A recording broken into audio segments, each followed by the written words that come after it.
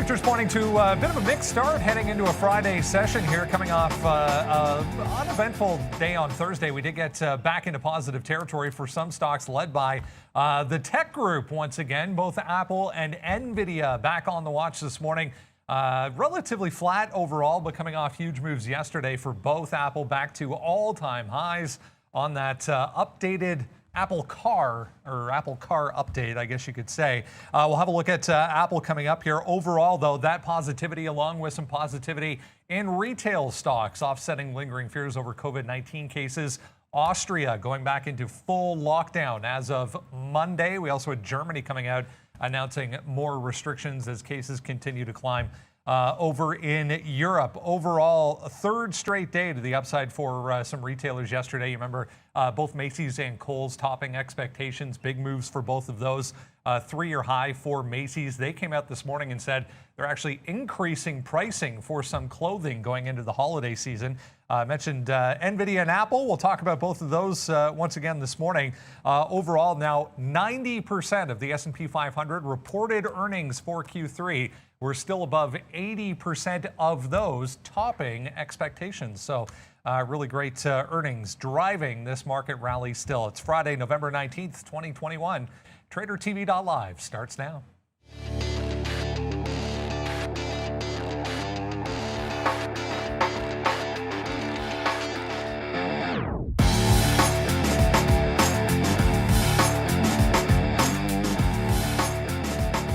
Yeah, there we go. Look at a bit of a mixed board there. It is a NASDAQ, the only one with its head above water at this point, 0.7 for the Dow, but 0.25% for the S&P to the downside. But tech continues to lead over the past couple of days. We've seen some pretty impressive moves. That is continuing here in the pre-market. 0.5% for TSX futures here in Toronto, back to the downside. Another day, another sell-off for energy markets. Crude oil down 3%. To kick things off, let's have a look at cryptocurrencies. Yeah, bottom end there, 3.8%. Nice move back to the upside for Ethereum. Bitcoin tried early on, but has kind of stalled out here, trading relatively flat. It is a Friday. Arun is joining us today, sitting in for Neil, as we mentioned at the end of the day yesterday. Good to have Arun with us. As always, Friday, guys, which means we have I guess the end of an exciting week, the end of a lot of retail earnings. Williams-Sonoma, the only kind of big name we'll talk about today a little bit. But a great report, on from the surface anyways, but overall negative so far for WSM.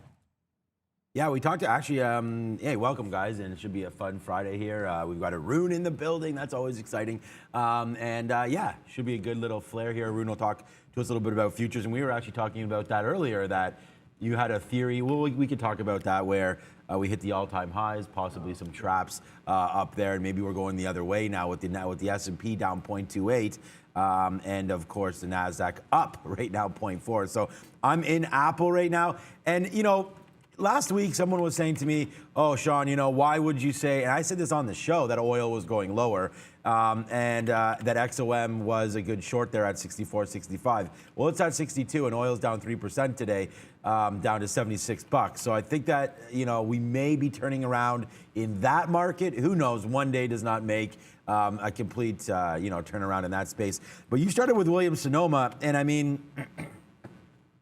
I don't know what to say about this name. This is the imbalances, by the way. Not much happening. There's XOM. That's what I wanted to show there. XOM on the sell side, Pfizer on the sell side. Everything sell this morning, Arun, which is a little bit of a concern to me. But so here's Williams-Sonoma. No idea why it's down that 7%. We went over the numbers here. I went on Twitter. I went on everywhere. I couldn't really find what the issue was, assuming it's going to be supply chain forwarding, forward guidance on that. But yeah, they beat everywhere, which Brendan mentioned there.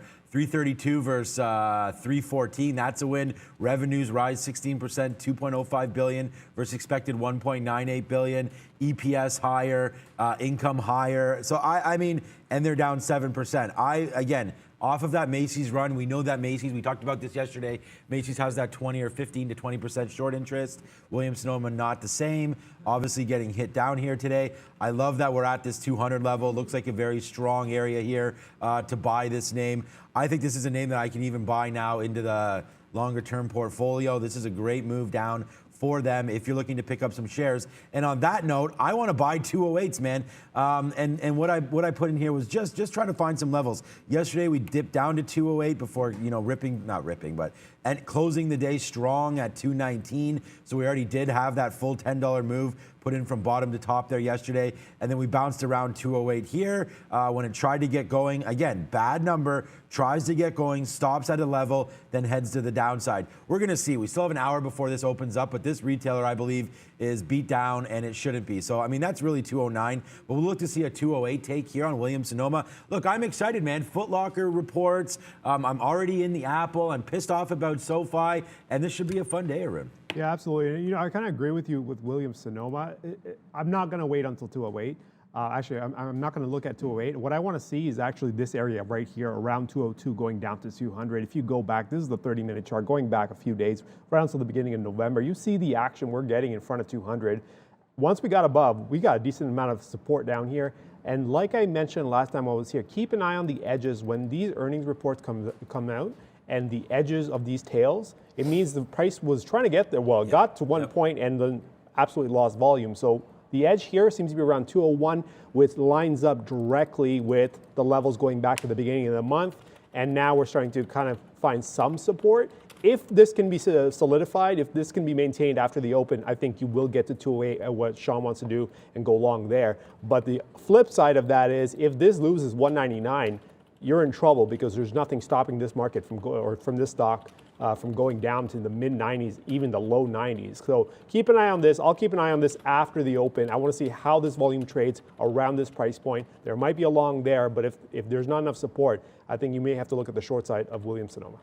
All right, this fun just popping up, PHUN, Fun Coin by Funware, going to start trading here. So not much of a reaction on this, but did catch a bit of a bid there, some volume coming in for PHUN, one we look at quite frequently on this show. So we'll keep an eye on PHUN. Before we go any further, though, let's get over and say good morning to Miss V. Good morning, team. Happy Friday to you all. I wish you a wonderful, profitable day. Please like this video and let's get it started, Brandon. Yeah, let's indeed, guys, get it started. Lots to discuss before we get to the open this morning for Friday. Under an hour to go. I want to mention Roku right out of the gate here because they came out and said this morning. Roku now going to develop more than 50 original shows over the next 2 years, according to the Wall Street Journal.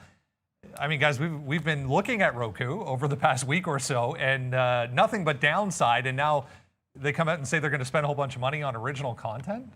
Sell. Honestly, do you know how hard that content game is? Like, you're going to step in here and start developing your own original content. I mean, it'd be one thing if they were to buy a franchise and then release, like, you know, Inspector Gadget new films or, you know, cartoons or something like that. But you're going to develop your own content, Roku.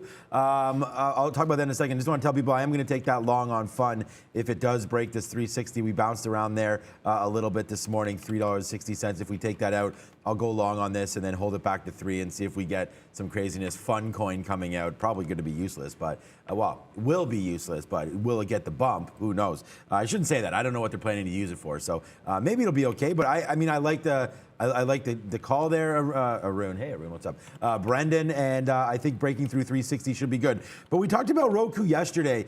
You know, this has been, and I don't know if you know the story about Roku or not. There it goes. So now we're long Fun through 360. I actually got 365. That's not a great fill. But there it is. There's the print right there. I got like the worst print, but okay. So Roku, that daily chart here, we talked about this yesterday on the show, right at the close of the show there. We talked about how brutal this has been for Roku and shareholders of Roku. So I'm wondering if they're just doing something here just to try to spark this back to the upside. I think content is king, and you're going to step into a realm now where Disney, I mean, have you seen Disney's stock? I mean, they own content, basically, and they've been getting killed because they don't have enough good content, I think, anyways, to get adults and all that to extend their memberships, to sign up for them. There's a lot of free stuff happening. So I just don't know if this is a good idea. And again, it's a breaking story, so I'm not sure what this means exactly. But for me on Roku, this is going to be a sell here. Again, not necessarily on that news, but Roku's been struggling. And then if the NASDAQ is going to roll over, this is a very, very high, PE name. And it's not as high as it was, I'm assuming, up here at 480. But now it's coming back to the downside, this 240. Not sure if this is going to hold or not, Arun, but I don't know if you see anything on the charts. I look back here and see maybe we get, we love the even dollar levels, so there might be something here. This exact bottom right here, we can put a line, that's 200. Might be something there for Roku, but 200 is a very, very big pullback from 500 where we just were not too long ago. There goes Funcoin right here, up to 378. We'll probably take a piece out right now, take that 15 cents and then hold the rest in case we do get that major move upside. But Funcoin right now starting to move. What is Roku telling you, Arun? For me, Roku, having slid from essentially 276 straight to 250 and then taking a somewhat of a break, even though yesterday was still an 8 to 10 point range, is compared to the previous day, it's somewhat a little bit more tight, right? So what I would think is we're starting to find some support. So it seems like around 235 on the bottom end, you could look at some support on Roku. Let me zoom this thing in. Actually, there we go. 235 on the bottom end. If we get through the bottom, I would wait to see how it trades first. I would like the short, but not immediately. I want to see how it trades before I jump on board. There could also be a flip side to this, which is the long above 240, because if you go long here, I would put $5 in risk here to 235, that's the bottom end. And then do I have an upside? Yeah, I can get to about 244, 245. So there could be a trade here above 240 as well. So long above 240, short below 235. Both of them, wait to see how they trade before you get it. If it happens to run, it runs. You miss the trade, that's fine. But you do need the confirmation of volume before you jump on board. But between 235 and 240 is a no-go. Outside of those bands, there are trades available. I'm going to keep an eye on this. I've got alerts set up, so in case they do get there, I will look at this and see how we can trade this. Moderna, the other pre-market mover, or headline anyways, in the pre-market here. As expected, I guess here, the FDA giving them expanded emergency use for 18 and older. So it was, I believe it was 60 and older before. So they've got 18 and up now for the booster shot here for Moderna, guys. So now both Pfizer and Moderna with the same kind of classification. 5% move on that news this morning for mRNA. Yeah, I wish we would have bought some of that. We were talking about that yesterday to buy some Moderna down there, that there was a lot of risk associated with it. But right now, bring down the money, Arun. We're having fun with Funcoin here today as wow. This is where Neil would be like, I'm going to short for it, when he might be completely right. And maybe this is a spot that we should be taking it out at near this $4. Let's just do a little bit of work here. And we will talk about Moderna, of course. But where is a level of concern? I see what you're saying here, Jude Fernando, getting another third out. I got, the problem is I got half out. I could just start taking it all out up here as we go. I'm wondering if we get through that 4.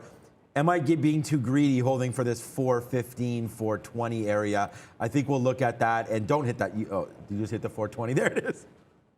Oh man, this is great. Okay, so the thing is, so if you, I'm not going to say it, but if you say 419 plus 1, so don't say it, then Lucas hits the button. So if you ever want to say that number, you got to say like 421 minus 1 to see it's not getting hit right now. Okay, so here it is right now. Quickly, I'm going to wait for Lucas, 415 I'm going to wait for to get out. Okay, so we'll wait for 415. But if 420 happens to come through, then that'll be nice as well. So there it is again. Anyway, that's fun. What were we talking about again? mRNA there. Oh, wow. Welcome to Friday. Oh, someone said that Arun and I, they thought we'd be matching. I could go throw on the sweater. Maybe I will do that because we have the marketing guy is coming through on our afternoon show at 2 p.m. Okay. And everyone thinks that he looks like a true lumberjack. And he was actually here the day that I was wearing my red and black lumberjack. And then we made an idea to both wear matching flannel shirts today. So that's why I am in that. And I know that seems a little bit, like we're wearing matching shirts. Like, what kind of a show really is this? But you're going to see the marketing guy, Justin, come through at 2 p.m. And that's why I am not in the matching garb here. Look, but I can go throw it on. This was a good bottom here. We talked about this over and over again with Moderna coming through here at about 200. You guys know we talked about that. I can't say that I missed it because I was going to wait for a 200 print here coming through on Moderna. But there it goes, right back to the upside. I mean, this has just been a name that over the last couple of days has really caught some nice bids here. You know, got hit down. Obviously some negativity came through about the vaccine through Europe. And it looked like Pfizer, BioNTech had really a big lead on some of that. They got earlier FDA approvals than Moderna did. And now you're seeing it come through right there on that news that now the booster shot's going to be approved for just 18 plus, not just the senior side of things. And if you look at Moderna versus Pfizer, this is the rhetoric that I'm talking about. Pfizer right now I don't think this is all-time highs, but it's definitely period highs. We haven't been up here in a while, breaking through 50, 51. So you can see a tale of two stories here. Moderna trying to get off the bottom, and Pfizer has already gotten there, right? And so here's the moves coming down as the vaccine's working, not working. Austria's in lockdown again, starting another 20-day period in Austria starting today, I believe, or this weekend. And did you know, Arun, that in Austria, as of February, it's a legal requirement to be vaccinated now? So you can be fined, thrown in jail, things like that, as of February in Austria. And I think Germany's looking at something very, very similar. So as that gets ramped up there, oh, I see Michael Noss waiting. That's going to be exciting. I like when we have that guy on from Trade Ideas. What's up to Trade Ideas? Definitely a good affiliate with us there, and happy to have him on, always talking about charting and whatnot. Well, maybe we'll get his opinion on Moderna there, what that looks like.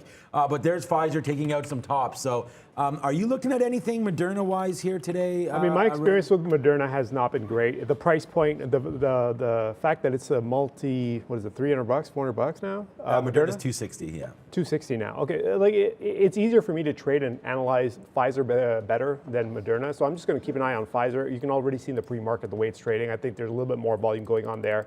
The spreads are smaller anyway. So I keep an eye on this. How it trades around this 52.50, I think that'll tell you how this market wants to go, at least in this direction with Moderna, Pfizer, NVAX, those names, right? So I'll keep an eye on Pfizer and how it trades around 52.50. If we can get above and stay above, there might be a long. I'll keep an eye on it for now, but I really don't have any indications of what I want to do with this just yet. All right, guys, update Sean. You'll be very excited to know the marketing guy from Day Trade the World was such a huge hit when we had him on the other day. He's going to be on this morning, so not 2 p.m. He's getting bumped up to the morning show. He's coming to the big show? 10:45, guys. Stick around for Justin Kozach. We're going to talk Apple Car with Justin, the marketing guy, coming up at 10:45.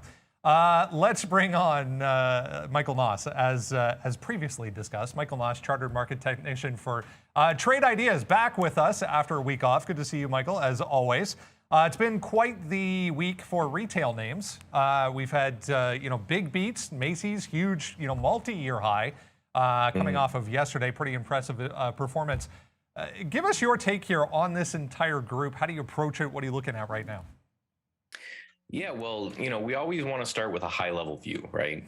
Top-down analysis, I think, is the easiest to do in trading. I see you guys do it all the time. You take a look at the SPY or the index, and then you kind of zoom in from there. So right off the bat, if you're talking retail, you have to bring up the XRT chart, the XRT index there, which is your retail name. And ever since that kind of crazy pop you see on the left-hand side of the screen, which was, the GameStop fiasco that really popped the name before it rebalanced, we've been in a range pretty much the entire year. So we've just been hanging out in this range, not really doing much of anything in the retail space. You can see from February to now, pretty much nothing. But then last week, we got a pretty clear break of that range, and now we're holding above it. So it finally might be game on for retail names. So I've made a list of 6 for you guys, and the last one I think you really might like based off kind of the short float feedback I got the last time I was here. So the first one here is VSCO. This is Victoria's Secret, which I guess is a new IPO or they de-SPAC'd or something like that. $60 seems to be a huge level for this. You can see it bounced off $60 earlier in the year. Yesterday, it gapped up off of earnings. You can see the little E on the bottom of the chart there. Popped into earnings and then fell back. So I'm looking at this one over $60. If we can get over to that, that's going to tell me that the earnings are good and it's something we need to watch. CVS putting in a really nice pattern, another little earnings gap and hold, right? So I want to see on earnings the stock move bullish. I want to see it gap up, and then I want to see it hold that and not have sellers push in. So we're holding the gap. We're creating this little wedge. We broke out of it yesterday. So if we can get above that price, I'm interested in that one. Then we have Barnes and Noble, which, you know, it's kind of shocking that bookstores like that still exist in our age, but this one's holding strong. So over $10. I like Barnes and Noble. You can see it was the high earlier in the year, and then it's had a whole bunch of days where it's supported under that. If you zoom in on this chart, you can see it wicking under it. So every time it sells under $10, someone comes in and buys it. So my hope is that that's a big hedge fund or institution or something, and they've got more to buy. Then we have ANF, Abercrombie and Fitch, a nice little name here. Again, a good pop out of a base, and now it's just kind of holding sideways. One warning with this for you guys is we have earnings on the 23rd. So make sure, you know, you trade accordingly around that, you know, holding through earnings. Some people like, some people don't. Next is Prague. I had to look this up. It's a furniture store. So still in the retail space, but you can see I circled the little earnings date before then. Same kind of move. We gapped up on earnings, holding strong. So I think if we can kind of break out of this $49 area, that's interesting. And last, and this is my favorite, I think you guys might like, is Curve. Some sort of holding company of women's clothing stores. Clear level at $20. Big, strong day yesterday, and a 30% short float. So nearly 1/3 of all shares out there are short. My hope is we break 20 today. We can get involved in some, and those shorts start to get a little bit nervous. Yeah, impressive volume I saw on that one coming in yesterday as well. So heading into, as we said yesterday a little bit, you know, the biggest time of the year for some of these names on the retail side. Black Friday obviously coming next week in the U.S., and then we're right into Christmas season. So a great list, as always. Michael Nash, Chartered Market Technician at Trade Ideas. Appreciate your time as always. We'll speak again next week. Thank you very much. Talk to you then. Few interesting names there, guys. That CURV, one to maybe have a look at today. I did notice that a couple of times yesterday coming up on volume scanners. So big move up yesterday, 30% short on that. Some coin. I was just reading the chat here. Jude Fernando picked up some coin. Yeah, that curve is an interesting one. I don't know a lot about some of these names there, so that's why it's great to have Michael come on and really discuss, you know, some of the charting and what he's seeing on some of these plays. I like I mean, if our charts would load, that'd be great. I like the rhetoric there and the talk about how, you know, we do have Black Friday coming through, trying to get some nice levels here. He said it's a holding company. That's an interesting name for me as well. We saw Foot Locker today. I mean, I'm just, again, you know, on that Williams-Sonoma, first of all, Funwear right now in the money, 50 cents. So that one is an early one of these. Money. We'll get to Foot Locker. That is obviously, hey, what's up, Dominic? Dominic is in the building right now. Thank you, Dominic. And if you guys remember yesterday, this LGVN, Dominic was definitely telling all the members there about that yesterday. So keep them coming, Dominic, and we'll try to do our best to give everybody a insight on that one. And I did want to today, hopefully, after the show, we can discuss maybe getting guest traders back on. I think Dominic might be a good one, as he has a lot of names to throw at us there. Yeah, Farfetch down 22% in the pre-market as well. I'm just worried, honestly. So fine, for a day trade, maybe it's fine, but I am worried about a lot of these names. If a company like Foot Locker is going to claim supply chain issues, so on and so forth, and when they're one of the biggest and the baddest, then I'm a little bit worried, but you know, this looks pretty good, bouncing off some of these levels. I think we can find a lot of charts that look like this, but again, there is, you know, this top break. I do like it when we take out these highs. The Victoria's Secret one is a very interesting name, as that was spun off obviously from L Brands, back down through 60, looked good. Not Curve, VSCO, looked good through 60 again, if we can test that. Michael mentioned earnings on that one as well, and you can see they made a nice bottom here at 50. So IPO'd at 40, upside, or sorry, no, it didn't IPO. I think we're missing some stuff here, because I think it IPO'd around here, up, then back down, retested 40. Maybe it did IPO at 40, came back in, retested 50, and now I think we could take out 60. So I kind of like this. Victoria's Secret, I mean, a big name coming in for holiday shopping, that's for sure. So that could be something to look out too. I like all those names. If you like the retail spot, Michael Noss, this last segment was the guy for you. Here comes a few more on this board today. Once again, there's Macy's on the upgrade side, Walmart here as well. MKM with a price target increase. Southwest, we haven't seen airlines on this board for quite some time. Another retailer, BJ's Wholesaler. More Chinese downgrades on this side, Snowflake and Zoom as well to the downside. Interesting. All right. Well, while Sean was talking about retailers, I was thinking, you know, with a lot of supply chain issues, everyone's talking about supply chain, right? My question is, there was an article I read I was not too long ago, I think it was earlier this week, that kind of put things into perspective on which direction to go in, and I'm really thinking about it now, is that if with so many delays, if stuff that was meant for holiday shopping isn't made available or isn't delivered to stores on time, who gets the excess? It would be the discount retailers, the Ross stores, the TJX brands. And I'm thinking, well, that means they're going to have a post-holiday run in terms of sales because they're going to have so much excess liquidity in products. So I'm just kind of looking at those names, the TJXs, the Ross brands, for discount retailing for stuff that won't make it through holiday session. So that's one thing. We're close enough to 9 o'clock. I think I'll go over the futures at this point. All right, I saw in the chat earlier that questions about NASDAQ, and was waiting until this point to kind of do it because this really needs to be looked at. S&P futures is right now down 0.13%. NASDAQ, flip side, up 0.5%. So big disparity between the two markets. One thing that happened that in the S&P that did not happen in the NASDAQ, this takeout of the old all-time high, which was sitting around 47.12 or something like that. We took that out, took out the 15, took out the 20, and then just got completely destroyed once Europe opened. So this kind of sets up a massive trap here. For anyone who was playing short, got stopped out. Anyone who had long on the new high got stopped out on the big move down. What happens now is the question off the open. Now, I'm thinking that given how much selling was here before and how many longs probably went for the all-time high, I would imagine there's going to be a decent amount of activity around 4,700 going all the way up to 4,710, which would roughly cover the previous zone that was sitting just underneath the all-time high. So I've already started looking for shorts. Actually, I've already started taking some shorts. I'm going to build this. This is not going to be a ton right off the get-go, but I'm going to start building it. The first entry was around 4,690. If we grab momentum, then I won't add. I'll just wait. If this ends up taking out the high, then I'll just let it go. But if we start to fade again around 4,700, 4,705, I'll start adding more and more as we get more confirmation of volume.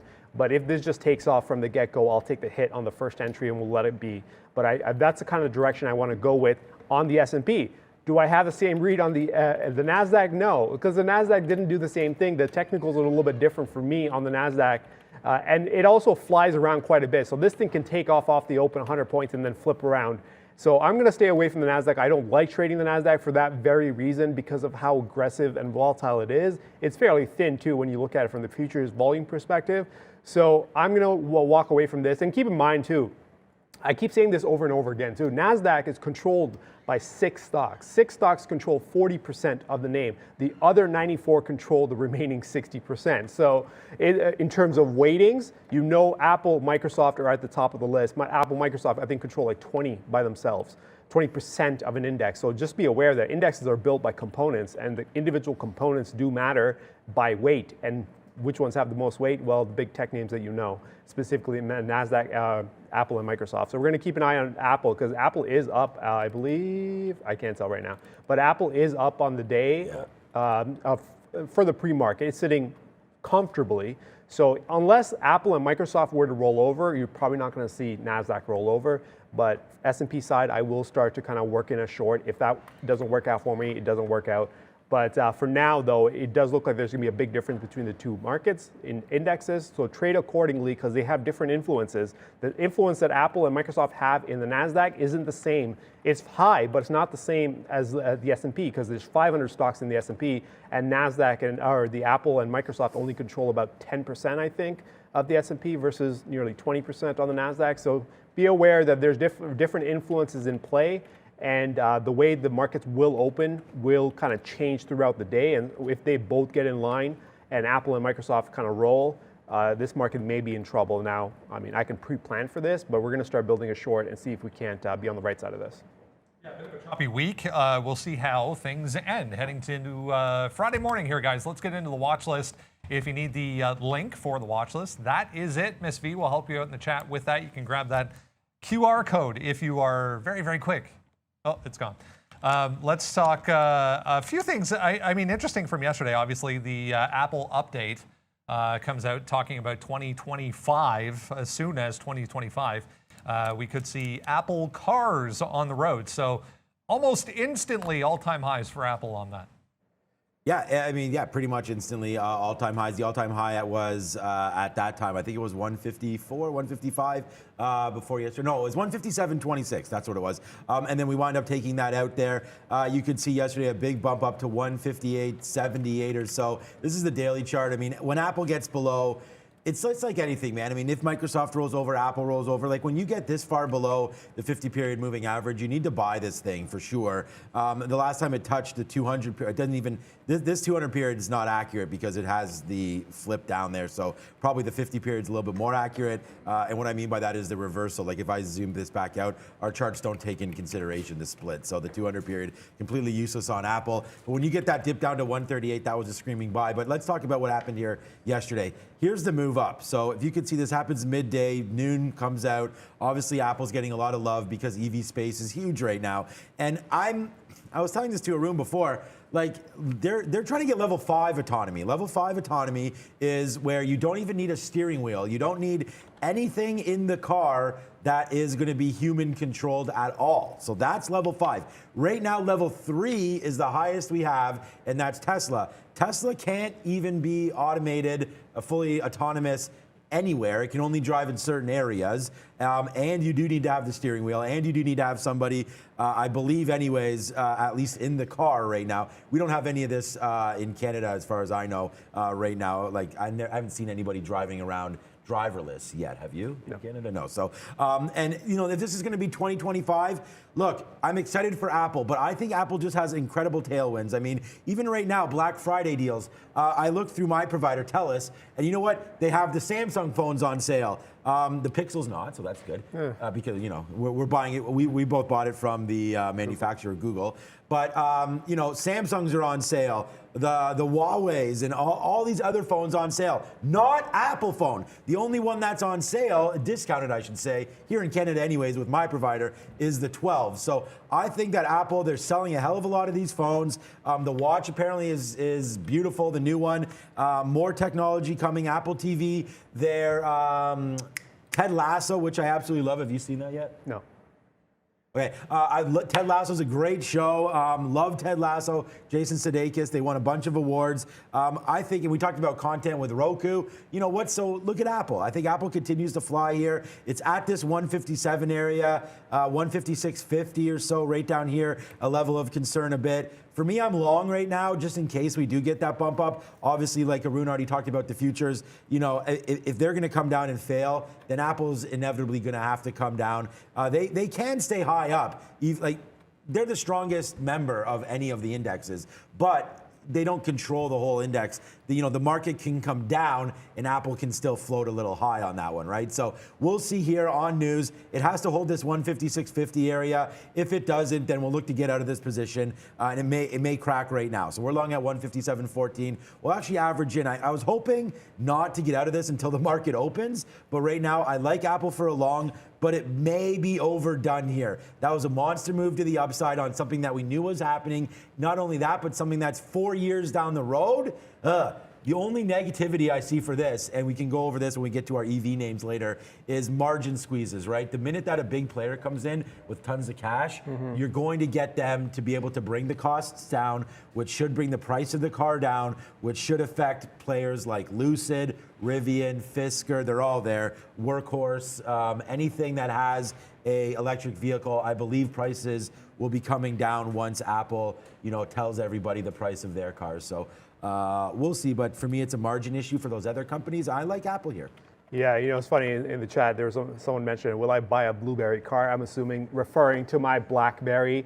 Don't play though. BlackBerry cars are in BlackBerry software. The QNX software is in like a ton of cars and some high-end names too. So it is everywhere.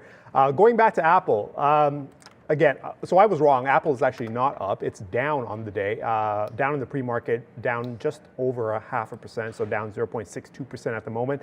Starting to roll over a little bit. You're starting to see the futures come off a little bit too, because they were at about 95, and then Apple started to come down, and you're starting to see the market come down as well. So here's the thing with Apple. It's been on quite a run. So if we can get, it seems like from yesterday, I'm looking at this 156.50. If you get past that, then you have to look at 155 as your next target. There's nothing in between the two. So as long as we stay above 156.50, you know, Apple has support. It can still bounce. It can still do its thing. But if it gets below 156.50, I think you may see like a move down, aggressive move down until the next support here. And that's kind of how the whole market seems to be setting up, is that we're kind of sitting in areas that could be fine unless volume comes in and blasts right through it, at which point then you're in trouble, right? The futures are sitting around 90, which was around this, you know, 94, 95 area. We got under, we're sitting above. We're kind of just rotating in between. If we can get below the bottom, I think you're in trouble. 67 or 68, I think, has been the bottom in the last couple of days. So that's an area to look at. Same thing with NASDAQ, but NASDAQ trades a little differently. So NASDAQ is probably gonna have to clear 16,500 for us to get going. It's going to be one of those names. I don't have a trade for Apple, but I am going to use Apple to trade other things, specifically the futures. As long as I can get them all lined up, Apple, Microsoft, in the same direction as the way that I want to play the futures. I think that's one thing I want to do, is just look at them and use them for something else. Before we go back to Brendan here, I just was reading the chat here, and this is why, I mean, come to work every single day. Love to trade, love to read the chat. Look at this comment. This is hilarious. Andrew Sullivan, if you're watching, great one, my man. Will the Apple car have windows? Probably not. You see where we're getting with that? So that was a good one. Thanks, Andrew, right there. So we'll hit the cowbell. Wake up. Will the new Apple car have windows, Brendan? Maybe we can find that out. I like that. That's definitely great. not. NVIDIA, of course. NVIDIA, guys, unlike Apple here, 1.8% in the pre-market.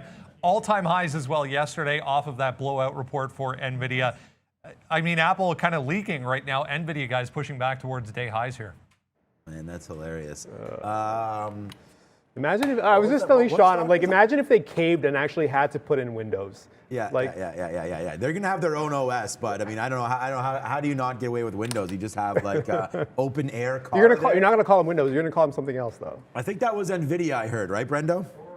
All right, so let's go over to NVIDIA. So NVIDIA is the #2 name here on said sticky note today. You can find the sticky note up there. You know, I don't know how many likes it has there today, but it's a pretty popular one. We'll talk about that right here, right now. On the sticky note is SoFi, Roblox, PayPal, Apple, Microsoft, WSM, LGVN is on there. Palantir is on there, yuck.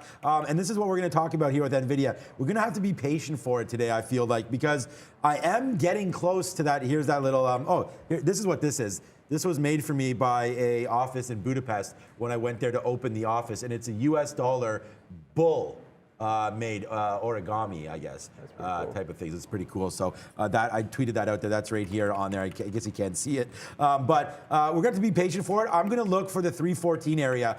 We said that yesterday. I mean, it doesn't look like it's going to come through.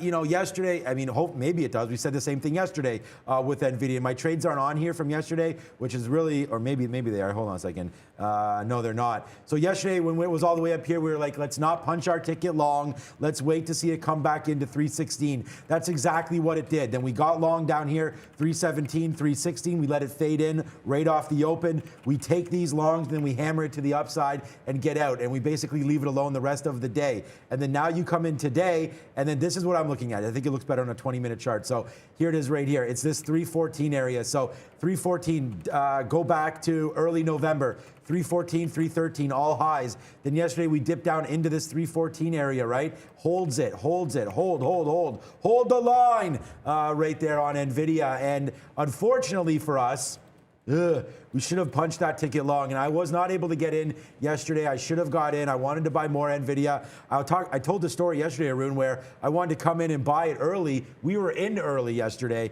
and I was trying to buy and wasn't able to do it. My broker only accepts orders after 8 a.m. And then at that point, it started to run a little bit too much. Great opportunity to buy this name. If I can get this anywhere, man, 316. Now that I see this, we'll try to get that 316 closing print yesterday if NVIDIA does that. We're up another another 1.92%. We were up 8 or 9% yesterday. And I would love to get this 314 area. I don't know if that's going to come in. If the market crashes, then maybe NVIDIA pulls back. But I don't think today's the day that NVIDIA pulls back at all. Yesterday was earnings super strong, omniverse. They're going to continue to work it out. And I like NVIDIA here. And to be honest with you, this 325 might just be a level I have to take today. I didn't want to take it yesterday. Yesterday's high, 327.50. We'll take a 325 take on this. So I'm going to put the order in. What time is it? 9:10. That's close enough to the open. Maybe 9:25. If we get closer to the open, we'll put an order in, and then we'll take out half if it gets up to that 327 all-time high. And then after that, we'll see what happens. So I like a 325 bid here. Don't really like it off the open because sometimes you get those moves like this coming back in. So we'll sit here somewhere on open.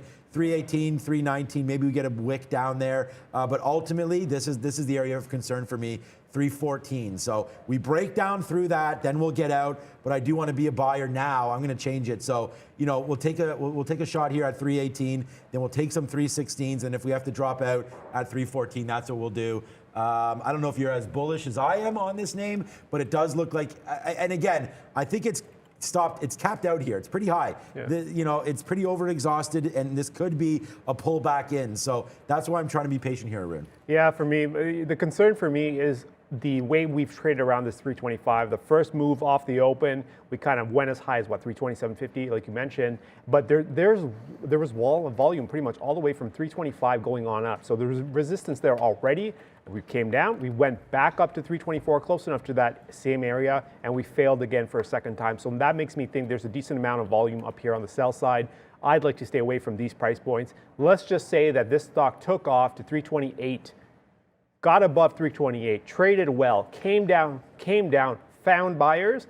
Yeah, then I'll play. But for now, I think anything in between this range here, that 314, 312 area from yesterday, 328 from the top end, I think anything in between, which is about 14, 15, 16 points. From here, anything in between, I'm going to stay away from. You do see an arrow here, 2 arrows. That was Lucas from production telling me to test the system. So I tested the system on NVIDIA. He actually made the call. Made 3 cents. So good job, Lucas, on that trade. So that was just us bringing it online. So you can ignore that trade there. But for me, 328, 312, that's the range. Anything outside the band, I'll trade, but anything inside, I'm just going to leave this. First of all, why would you trade NVIDIA on a test one? Like, you could just go to like a stock that literally doesn't move. No, because I want Lucas to understand that when he says, hey, can you test it? There's actually money on the line. Right, I remember that. But so I put, I didn't take normal shares. I took our absolute minimum. Right. So I let him, and then I said that if he lost, he's going to have to pay me. He didn't lose, so he doesn't have to pay me. So we're good. But what about, but you won. So you have to pay him? I keep the winners, though. right. I like that. I love that deal. Lucas, let me know when you want to do that deal with me, my man. I would love to do that. I'm just going to be like, buy Bitcoin and be like, hey, if it goes up, I win. If it goes down, Lucas sends me Bitcoin. That'd be great. Okay, what's up, Brandon? All right, let's continue along. SG. Made you wait all day yesterday, but ends up being a pretty crazy trade once that IPO finally opened. We got open at $5.5 billion valuation for Sweetgreen, the salad chain. So, I mean, I thought this thing was just going to fall on its face today, but it's actually holding up here in the pre-market pretty well. Yeah, I don't know. What would make you think that it might not fall on its face? I mean, it is holding up this pre-market level, but I'm with you here. We test this $46, and you may go to the downside right now. We don't have, as far as I know, we don't have any locations here in Canada. Prad was definitely hating on the salads, and he didn't take the long. But this was a great trade for us yesterday, man. Hit the cowbell. What a good win for us. If you ever get IPOs that open up with any sort of, fanfare like this one, I felt like it was. It took them till 1:43, which I hate you, NASDAQ, for that, because we were sitting here, couldn't even get up to go to the bathroom, because it's like, you're waiting for that order to come in. Because if you miss that opening print, then you're going to miss this action. Within the first minute, this thing opens up at 52. This is 1 minute, man. We took $2.50. We let it run to the high side, hoping for a halt, but it does not halt. This came like $1 or 50 cents away from halting, because it opens 52. If that just touches 57, it halts, but it stops at 56. Then the move comes to the downside. That should have been my out there, noticing that stopped. But the levels don't look normal on an IPO. So you have no idea if this thing's going to go upside. So we waited for that. We were able to buy it back. We bought it back somewhere. It was right, where's the 52 buyback that we had? Right into here. And then it started to fade back in where we shorted that 50 break, got out, then lost a little bit on that. So it was back and forth. Really, the only money was made right here off the open for that yesterday. A little bit too choppy. We did have a high of 53 that held. So I think if you can get back into here, that's a definite short. And then it's a good, because if it takes out 53, then I think it retests 56. So shorting in here, 51, 52, waiting for 53 to break. If it does, then I punch that ticket long, make it all back, hopefully up to 56. But I am looking at this 45 break to the downside. So I'm not sure what the liquidity is going to be off the open right now. So Funware coming back in. The volume right now, only 55,000 shares. Not super exciting. There's no way I'm trading this off the open. Let's see if it can get back up here. I've paid for shorts. They were 13 cents a share. I know that means you're not going to trade it, Arun, because we have, you don't pay for shorts, which is fine. But $52, we're going to wait for that short to come through. Maybe start to build at 51, 51.50, 52, and stuff like that. But you probably don't have too much to say on this name. So let's throw it back to Brendan here, unless you do. I don't. Nope. Yeah, because you weren't here yesterday. So we'll wait on Sweet Green today. But for me, it's a short 51, 52. All right, let's go to William Sonoma. Sean, your forecast for William Sonoma already playing out a little bit here, just taking out pre-market highs back to the upside. I mean, it was a great quarter overall, right across the board. They increased their forecast, topped expectations, both EPS and revenue beat. So what's with the 5% here? That's what I'm trying to figure out. And I mean, it's right here. It's right on the sticky note today. Why is this down? I don't know. I put a question mark here. Looking to break long through that 208. Now, the only problem is, as I look at this, I actually have to cancel this order right now because the spread, when I sat down, the spread was like 30, 40 cents. Now, I mean, you're looking at $1.30 and it was just $2 there on the move up there. So, should have bought this way when I sat down at this 202.50. However, as we know, earnings can be a very, very tricky thing, especially off the open. I want to buy this name. I want to buy this 208. I just hope that it doesn't continue to go upside. Their margins, everything was great, man. I mean, you just talked about it. The numbers, sometimes you put the numbers at the bottom. I don't know if they were just there or not, but 314 expected. They got 332. Revenue rose 16%. That's good. 2 billion versus 1.98. 2.05 billion versus 1.98. Record EPS. I mean, to me, I don't see a problem here. If I'm missing something, put it in the chat. But I think Williams Sonoma for home goods is just as good as, a Target. It's better than that, better than a Target. Obviously, they don't have the same retail exposure, but I equate it to like a Lowe's, a Home Depot. Like, if you're wanting to go get higher quality home goods, Williams Sonoma, my wife loves Williams Sonoma. I think it's a great spot to go. I think with more people staying home, decorating, it's going to be a good holiday season. I like Williams Sonoma going forward. I think it's a buy in not only today, but if you can pick some up in your long-term portfolio. If we're all, I mean, we had Michael Noss on talking all retail. Why not talk Williams Sonoma right now? This is not the Williams Sonoma chart, is it? This is not the daily chart. Yeah, it is. Oh, sorry. We've come back off that 230, and we're right into this. I thought it actually goes back further, this 200 level, but we topped out here 196, 196. I think if you buy right now, and for some reason we crack below this 190 or get near this 50 period, then you can get out. That would be a 5% move down. I mean, I think that's well worth it for a lot of us to be able to hold that $10 on 200. I think that's worth it. So let's see here what Williams Sonoma does. But I like the long here. I'm going to punch that ticket through 208. Let's check out the imbalance locator just to see if it's on here. Yeah, we have it was 925, right, NASDAQ. So we still have a few more minutes to go. SOS is on here. That's always a popular name in the crypto space. We will talk about crypto. I was buying Ethereum yesterday at 4K. Nice to get a 5% boost back to 4,200. Did not buy BTC yet, but only Ethereum and Solana. I bought some Solana yesterday at 194. That's going to be a good call, hopefully moving upside as well. Not much on here other than that XOM sell. Yeah, Williams Sonoma, we talked about when we came on the show. It was around 199, around the 200 mark. I said there's a decent amount of support here. We're fine as long as we can stay above and find some bids. It looks like we're going higher. I think we were trading around 202 or 203 when we started talking about it, and now it's at 206.50 pre-market though, right? So as long as 199 holds, the longs are good. There will be a decent amount of buy-side support here. So Given how much risk is on board and how thin this stock is, let's take a quick look at the level 2. This is what you're looking at in the pre-market, 206 by 207. And you got what, 200 shares on the 100 shares on the bid, 100 shares on the offer. So it's not really volume.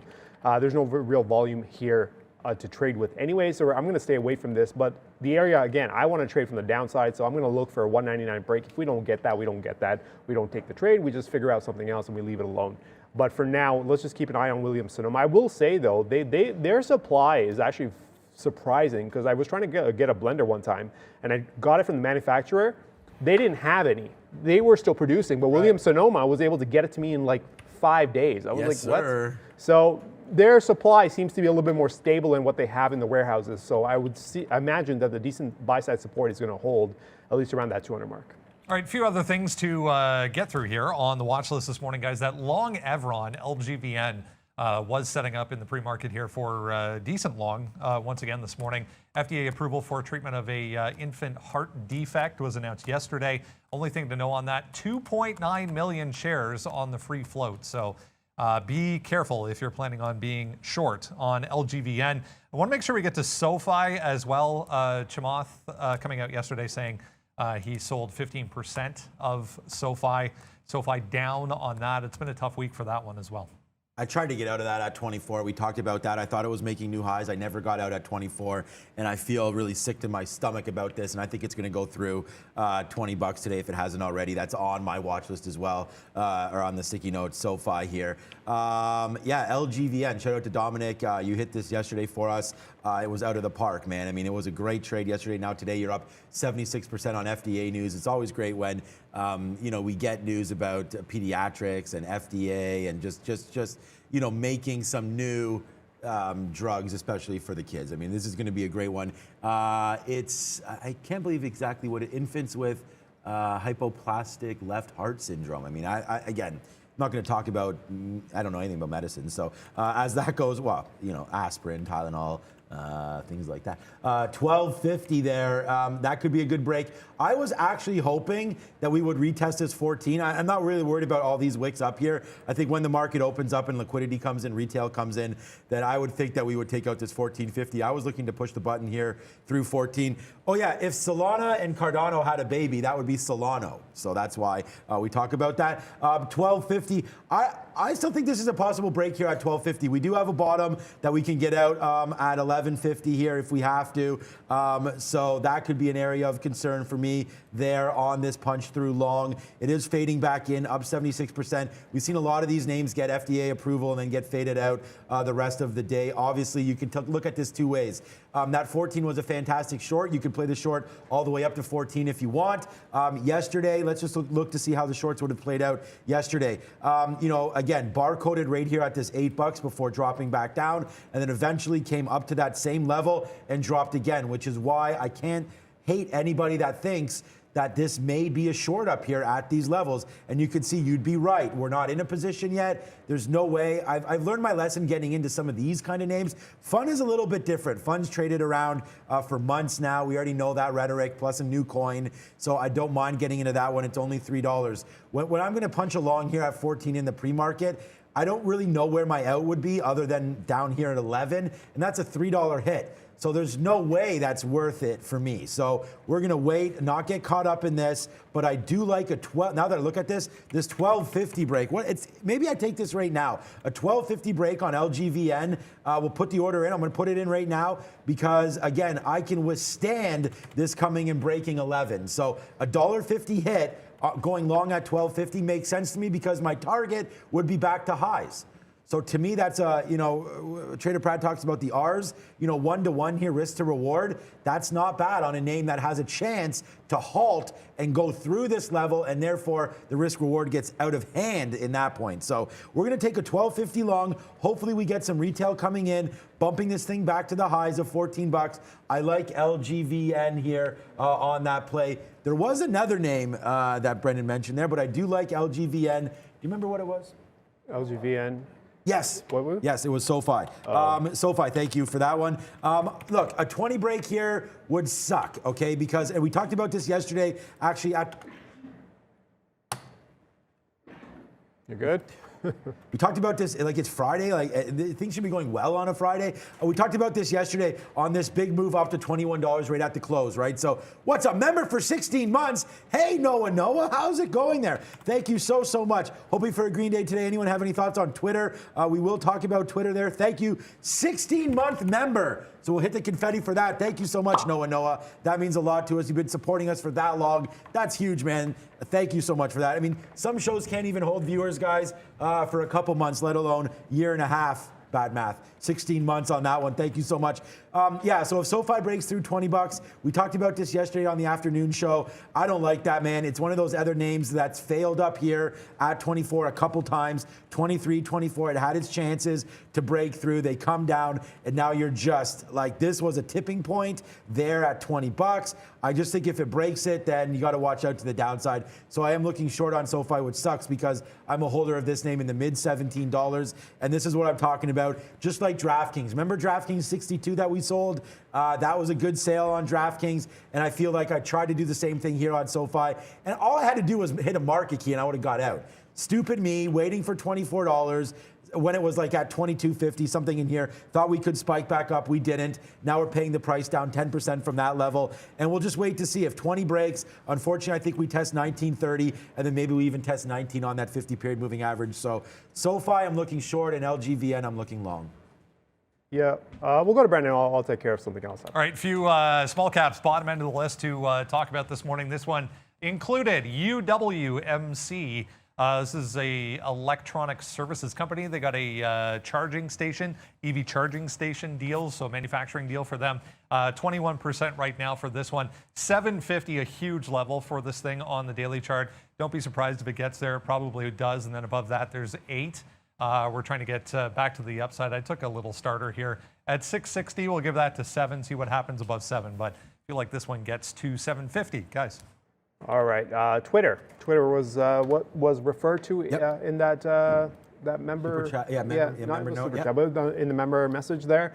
Let's take a look at Twitter. I didn't realize Twitter moves this much, but wow, okay, from 51, 51 down to 48.5 it looks like, and now we're sitting at what 48.80 something. So the way it's been trading, think about it this way: off the open, you get within about 45 minutes, you're down about $2, $1.50. You take a break for about a few hours, and then you take another leg down. If you're taking another break, let's just say we're going because we're trading sideways. If we're taking another break on Twitter, where's the resistance? Well, you've got this area up top here, 49.20 going up through 49.50. I keep an eye on this because 49.50 is very close, relatively close enough to 50 even, which is a very big round number.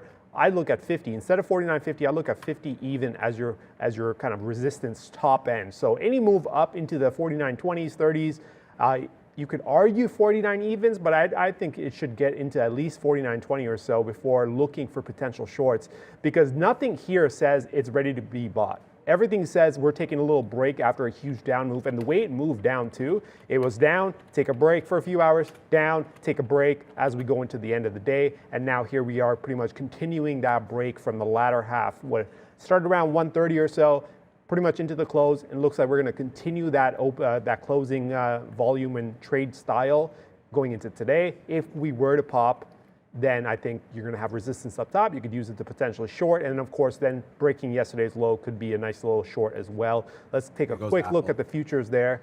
Futures now, what are you doing? Yeah, buddy. Futures, nice little move. I mean, like, I'm short. I started my shorts. Short? Well, I started my shorts. I'm not fully short, but I am short. I've started my shorts below 46.90. But again, this was prepared, right?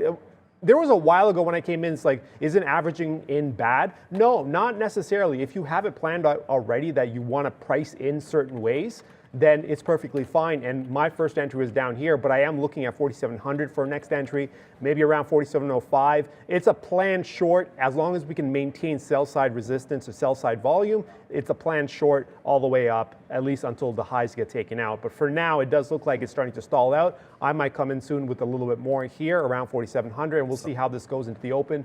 And we are about balances just came out, right? I think that's the spike there. So Apple comes out with a 500K buy imbalance. So people saying TF just happened to Apple. Yeah, they came out right now. I mean, this is why you got to watch your positions at 928. When they come out, these imbalances can definitely affect everything. So there's Apple with the buy. These are the imbalance between the SQQ. It's the inverted square. SQ is square. NASDAQ ETF there. I don't know if it's an ETF or whatever you want to call it, instrument. WFC is on there as well. Pfizer on there. We'll keep this up for a couple more seconds. Get ready. It's almost bell drop time. Do you have the thing? I have it, so I'll push this. There's only a couple seconds left. We heard that people's favorite part of the day is to see Miss V ring that bell. So she'll like to hear that. Thank you. What about WSM here? We talked about that one already popping. There's 210. Jesus, we missed that one. Shouldn't say that. Now we're getting ready to drop down with only 10 seconds left to go. Wow, 211, man. We called that 208. I guess that dip buy is pie in the sky right now. We're going to watch out for Roblox. 3, 2, and 1. Roblox going to take out. We're going to go long on a 130 break. We'll see if that can come through. But let's get ready to rock and roll as the markets are now open. Apple, 30 cents upside. Look at Funware. This is a name that we talked about jokingly. Remember we had that 420 graphic? Well, 415 right there. Should have been my out. We talked about that. We'll watch Funware. But right now, Apple, 70 cents in the money. Starting to go. Let's see if we take out 160 today. Let's go. Yeah, and a couple of trades that I had going into the open were Walmart short at 143.97. You see this here. I kind of jumped in on board in front of that 144. The stop on this is sitting north of 145. And then CAT, I took CAT. This is probably not going to work out. I took CAT here in front of this 201, looking at 202.50 or so. It's somewhat thin, so you're not going to go crazy aggressive off the open. But I was looking for some resistance here in front of this 201. Doesn't look like I'm going to get it, but we'll wait for the stop to go off on this one. But that's only the two trades I've got now. I'm also looking at HD. I've got to pull up the charts because they all just came on at the same time. So we've got HD, Roku, Disney, and ZS as all alerts that have gone off that I kind of need to figure out. And futures coming off. Okay, now this is a good thing for the futures. As we dip off these 4700s, I am now looking to kind of like see how we trade off this 95. If we can get below 95, I think I'm going to start sending some more orders to get some more shares on the short, or contracts on the short side. Yeah, I'm noticing the exact same thing here, especially with Apple, as the futures rip up to the high side there, right off the open, off that imbalance, and now Apple coming back in. So noticing that the highest we got there was 158 and change. We're going to take one more piece right now on Apple, defending this 156. Ooh. I was at 156.51 there. It went down as low as 156.53. Damn it. So we missed that bid on Apple, but hopefully it comes back in and touches us just briefly before taking back off. We're going to give this to 155. If it breaks through, I should just buy right now. What's the difference? We'll take that through 155. There's the 1250 break on LGVN. So here we go, man. Nice little upside move on LGVN. Let's go. Break that, man. We're long at 1250 right here, LGVN, guys. Looks like it's going to halt. Let's go, man. LGVN. We're not getting anything out. Just halting right now, guys. Yep, and it's halting right now. Yeah, it should be. Oh, that's too late for me. Right there on LGVN. We're sitting on the bid, see if we can get some more, but we're already long. Bang! Yes, sir. LGVN. Let's hope it continues to go to the upside. That was the call we made, man. We called that 1250 break, and the reason why we liked the 1250 break was exactly this. Remember I said we're going to take out 1250. We could rip to 14, then halt, but we're halting a little earlier than that. There's Roblox right now. Let's just take this out for 75 cents if we can. A nice little break through 130. Rips up to 131. We're too busy looking at LGVN, but boom! Put it on the board. Yes, another one there. There goes Roblox. Let's go, Roblox. Let's go. We call this through one. Oh, we got out of everything there. Mistake. We don't mean to get out of everything. There's another mistake. First mistake of the day, getting out of everything there on Roblox. Thought I just got out of part full, but there it is. Roblox to the upside. Want to get some more long on that one. Should not have got out of everything there, guys. Roblox. Okay, a couple of trades that are really moving fast. I'm trying to get my hands on here. Disney. I actually like the idea of going short Disney in front of this 155. I actually wanted to see how this was going to trade. I had it up. I wanted to see how it traded around 155. It got above to around 155.20 or so. Now it's falling off, doing exactly what I needed to do. So I'm going to put an offer in. It ran like 40 cents as soon as I cut the offer in. But I'm going to leave that offer there, and we'll see if we can get a fill. I've also put an offer in on the ESs, trying to get some more shorts in front of the 4,700. And another trade that we just talked about, Twitter, again, reaching that resistance zone. If there is a possibility of turning, it's got to turn in this area. If it gets right through 50, I think that you're going to have this action go all the way to 51. But for now, that is sitting at resistance. So that's one thing. Another trade I was working on, Disney, what was the other one? Home Depot, actually. I wasn't really working on it, but I was looking at it. I wanted to see how it traded above 407. And look at that, right through, that's not it. Home Depot. There we go. Above here, the fact that we're going to open high and then do an absolute tear through the bottom. If you get through the low, I want to be a part of this. So I'm looking at about 403 or so. Get below 403 and start trading down there. I'll start working some trades down there as well if we can get below this, because this is exactly what you want to see in a market that's going sideways, a failed move. And this is kind of going back to the idea that I had with the futures, right? A failed breakout taking out stops. The fails tend to work out better to the downside than they do the actual breakout. So keep an eye on this. That's one thing I'm going to do. I'm going to look at Home Depot on the downside below 403. And there goes Disney. Damn. Yeah, good call. Home Depot, big one there yesterday. Or was it yesterday or 2 days ago when they reported? But there goes Roblox again, man. Never fear. When you believe in a stock, we just keep going back to it, right? So there it is, right there. I just got filled there on, shoot. This is going to be an internal fill now on that. We'll see where this opens back up, but we are long now off that print right there, 1304, 1305 on LGVN. So let's see where that goes. We just got, I think, internalized there, so we're going to have to report that. But anyways, we're really long at 1250, but we just got some more shares right there, so we'll have to look into that trade. Okay, Roblox, again, what I was talking about was that bid right there, 131. So 131 on Roblox, straight to the upside. We take the 130 bid. It's now $2 in the money, so we'll bang that one out. But now we're gonna hold this. We're in it again. We reloaded. Oh yeah, this is a good opportunity for me to hit my favorite one. Okay, I'm reloaded. Right there, 132.50. Let's see how far Roblox wants to go. I cannot believe that we missed by 2 cents on Apple. 156.50, we missed that. Here's Miss V. This is one of my favorite times of the day where we get reloaded. On coffee, there we go. Thank you, Ms. V, for that one. Let's just, I'm gonna watch this LGVN, man, because this is gonna open up. It's tapping right now, 1350. What that means is theoretical auction price. So based on, settling the bids, the offers, they look like they wanna open this thing at 1350, which is $1 for us in the money as we take that 1255 long. So we'll get out of some of this as we open back up, and then we'll go from there, guys. LGVN. All right, I'm just handling some orders here. I've got some more futures contracts there. So we got some 90s, we got some 99s. So we've got an average price of 46.94 at the moment on the futures. We're again, like I mentioned, this was planned out. We're going to work some shorts here inside this area. I really want to see how this market trades.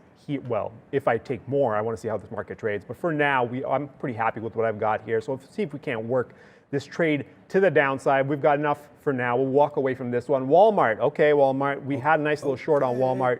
Was up almost $1 now here, hitting support and bouncing off. This might have been, this actually might be time to get out of Walmart. I was actually expecting it to kind of go through 140. Yeah, Walmart's done. We're going to walk away from Walmart here. I was actually looking to see if we can actually get through. See if I can't grab this.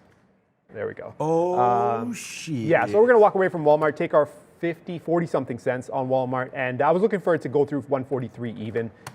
Couldn't do it. One thing I do want to do though, CAT.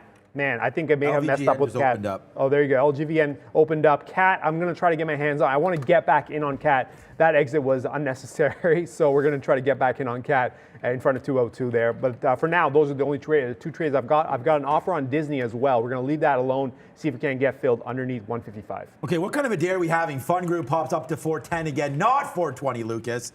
Now I'm just doing this on purpose. Up to 420 there. Roblox, hello Roblox. Rain down the cash on that name.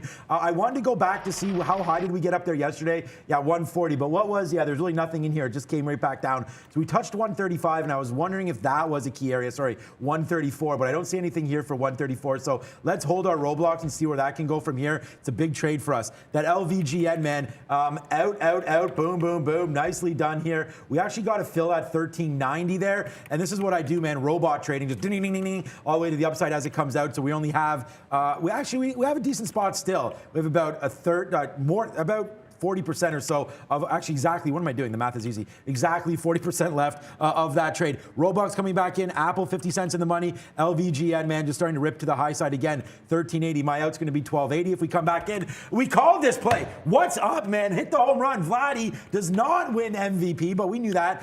There it is again, LVGN. We take the 14 long there on that break.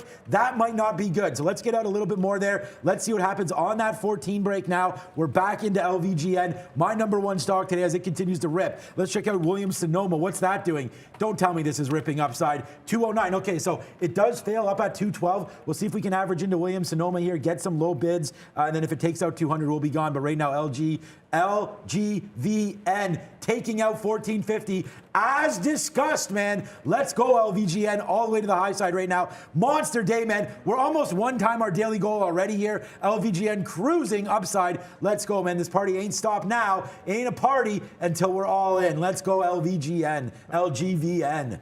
Oh, wow. Okay. Maybe I want to play on this too now a little bit. Got to pay for shorts, Arun. Yeah, I may have to. What were the price on the shorts? I don't know. I don't think I did, actually. I was only going long. So. Okay, so I'll take a look at shorts on LVGN. For now, it does look like there's decent buy-side momentum, but I'll keep an eye on this.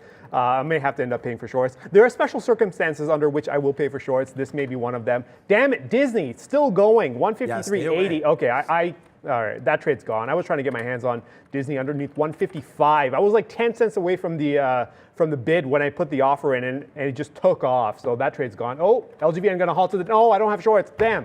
Okay, it's going to halt to the downside. Why? Damn it! Oh, it's going to halt to the downside. I'm going to go get shorts. Can you cover while I go get shorts? You cover. I have to get shorts my damn self. I'll get you shorts too. How much? Oh, man. Tell me how much you want. Put in the chat and I'll go Just get you the some normal, shorts. the normal. Okay, so. Yeah, the normal 10. They're not available? 10 oh, million okay, never shares. mind. We can't get shorts apparently. On that one, but it doesn't matter, man. Look at that out right there, 1450, and then we get out of a very, very small piece back down there. So our last trade is a loser, but the thing is, man, as soon as it broke back down below 13, we triggered that out, and that was going to be our out, right? The halt price, it comes, if it ever breaks back down below the halt price, I'm gone. So that's it, LVGN, an absolutely monster stock for me today. That was cruising, man. That was a good one for sure. Okay, so Apple right back near the day's high right now, so we'll look to see if that one can make us a little bit of cash here, especially if it continues to go upside. We definitely like Apple, that LGVN, yeah. Do you have availability to get me shares or no? Yeah, I can. You can, okay. Let me know if they're there. If they're not, that's fine. It doesn't matter. We have a lot of time here to relax on that because it's not open yet. Roblox, 133.50. It just touched out high again right there. I think that's probably worth taking out on this Friday, 133.50. What's up, Brendan? Another early halt here, guys. G-Tech, Green Tech, we talked about. They got that charging station deal. $10 ends up being the top up there. Give you an opportunity through day highs there for $1.50 or so, 65%. But almost at the very same time, G-Tech, big dump there as well. The problem with the show, we love it and we love, like, look, viewers for 16 months. Blah, blah, blah. Like, we have all you viewers here, man. That's why we love the show. We love the community. Thank you for supporting us. But the reason why I pulled this up, like someone just said, not trading Palantir today. Well, yeah, I mean, I already have 26 fills on LGVN, Apple, Funware, Roblox. There's only so much we could look at. But yeah, we were loving that 21 defense. Now you're up to 22. Damn it. We missed that, but it's on our list. So hopefully you guys are able to look at that. There's the long. Look at Roblox. We actually give this to you long, 130. Sticky Note Nation, guys, please, if whoever goes and retweets the sticky note today, I'm going to pick one person that retweets. You listening to this, Natalie? I'm going to pick one person that retweets the sticky note. Maybe you can send this out on our main chat. If someone retweets the sticky note, I'm going to pick one person and I'm sending you a hat. Okay, I'm sending you a hat. Retweet the sticky note from my account, and I'll be randomly picking somebody. We'll announce it on the 2 p.m. show. Retweet this today. Sticky Note Nation, hashtag that sticky note. If we can do that, then that'll be great. I'll just task you, Natalie, if you don't have too much to do. Maybe we can put that on our main account there. Sticky Note Nation, really proud of that. So if you guys can do it. Look at Roblox. Why? We tagged 130 on that sticky note, man. We tagged the Apple long at 157 on that note, man. We just touched 158.25, so hopefully all is good on that one. We're long Funware. We're waiting for LVGN to open up. I assume we didn't get any shares. No, you got them. I just got you those shares. We got them. Okay. What's up, Brendan? Rival, guys, a smaller EV name, 3.8% here, just starting to go. 1030, top of the range there from the pre-market. Big move for ARVL. Okay, so we got some shares. We got those shares short. Thank you, Mr. Arun, for that one. And how much was it per share? It was $27.72, so almost 28 cents a share. Yeah, so $28 per 100 shares there. So, you take 1,000 shares, you need to make 280. It doesn't matter. It's 28 cents. So that you can cover the 28 cents quite easily. Perfect. That's exactly what I was going to say. I mean, one move down, you get that 28 cents right back into your pocket. So thank you to Arun for that one. Savior there. Thank you, Arun. That's very, very good to get those shares. I think that's going to be well worth it here as we move forward on that. So good. We bought yesterday some Ethereum at 4K. You can see today a nice bump up. I tweeted that out as well, that we were buying more ETH. I said that last night, that we were buying more of everything. And then, please, and again, I want to just build up our community here on Twitter, as I have 26,000 followers. And again, like yesterday in the evening was right here, guys. I've been buying up crypto, a lot of response for that. So we tweet this out yesterday at 7:30. Been buying crypto on this dip. Ethereum, Cardano, Solana, see, know how to spell it. Cryptocurrencies, we're buying all of those, and a lot of responses there. 5 retweets, 59 likes, and I think 30 or so comments on that one. So thank you so much. All of your opinions matter, man. I learned so much about different coins from you guys. So thank you for that, and let's keep that stuff going, man. We definitely like to talk about coins on this show. $4.10 now. Let's see if Funware wants to keep going. I'm debating what to do with this Apple, my man, because I don't know if you have an opinion on the market here, the broader markets, but Apple right now looks like it's trying to get faded out a little bit here. But we still, and I don't mean faded out, just it's having a hard time at this 58 level. Yeah. So having a problem here in the NASDAQ, as we're just taking out highs right now. Apple trying to go as well, debating dumping this. I can't believe we missed that by 1 penny. LVGN, yeah, now open. You want to have a look at that? I'm not even on that screen. Yeah, let me look at LGVN. So is GTech. Oh, which one do you choose? Okay, let's go with LGVN. Seems like that's more popular. Okay, LGVN. Okay, we can work 14s, maybe for 1220. There's a decent amount of support here around. I'm going to take a 1251 break one more time. To the upside, here because, you think? Yeah, that was the level that we took initially that worked for us. So let's see if it goes one more time. We'll take it. We do have that bottom that just hit 12. So I think if I get into there, so now we're into this. If I'm into this now, I can put my stop order right now at 1190. If that does break back down to the downside, we will get out. So trying to be very, very disciplined. This is not, I repeat, I don't go full default into this. There we go, we're out. So a loss. So we'll dump that out right there. We'll say boo on that one. Pigs get slaughtered. So this is a good graphic for that. As we're $4 now in the money on Roblox. That's a small hit. That's 50 cents there. It's a small, I guess 60 cents. It's a small hit. And I was going to say, just as I was taking the trade, this is not, your first trade should always be your biggest shares, unless you're trying to average in like right there on another key level break, right? We've already halted. We've already seen the movement to the downside. So that's why that was a quick out. But look where it drops down into. I probably should have been a little more aggressive on that out, or less aggressive on that out, and given it to this bottom, maybe 1120 that we've already seen before. So that could be eventually a mistake there. If it takes 1250 one more time, this is going to look silly, but I'm going to do it one more time here on a 1250 break to the upside, and then this time use this 1120 as my out. We're not going to give back everything that we made, but if that doesn't work, then yeah, we probably will wind up, because that's going to be a $1 hit. So we'll probably wind up giving a decent amount back if the 1250 break doesn't work the next time. Let's just get out of this Roblox, man. It's up to 134, 135 again. This stock working, man. We love this name. $3 in the money on Roblox, 50 cents in the money on Apple, and 30 cents on Funware. One more time on LGVN. Yeah, I jumped on board below 12. I'm at 1180 actually on the short side. I'll give it to 1250 as well. I feel like there's some space there. I could be wrong with this, but I mean, like, given the volatility, you're not going super hard on this anyways. Right. So I keep an eye on this. I'm going to keep the short on. It's a 70-cent risk for that trade in the event that it blows up to the upside. But if it goes to the downside, see, that's the thing. It gets very aggressive when it gets to the downside, and that you kind of have to sit through a little bit here. It was just at 1225, and then it just crossed down twice, and we're already at 1180. So this is kind of the play that I'm looking for anyways to the downside. So I've already got my short. We'll let it ride out and see if we can, because there really isn't a whole lot. Maybe 1150 might hold, but if that goes, you're not going to get a whole lot of activity supporting this market. Call. So there's my 1180. We'll ride this out. It's quite volatile. I'm looking for a little clean move through 1150. If we get that, you might see 11 evens to the downside. What do we have in terms of support? I'm quickly looking over this. I'm looking at 10 even as your next target if we get through this 1150. That's kind of the ground that I'm looking at. And the futures, you know what the futures did? What's that? Still stalling around this 4,700, which helps this whole situation here. Not specifically for LGVN, because that's doing its own thing based on its own little thing, or little move. But futures turning around. You mentioned that Apple was kind of starting to hesitate a little bit around some levels. You're getting a lot of hesitation here, which is a good thing, at least for my reads anyways. I'm looking at the short side on the futures. I've been building a short on the futures. It looks like Disney bounced back up and came back off, so we're gonna pull the orders on that. Cat, I've also pulled the orders on Cat because I don't think I'm gonna get that Caterpillar short short. It's not gonna go well. And LGVN finding a bid. Before we go back to Brendan here, we'll hit the siren alert because we're in a new position now and it's PayPal.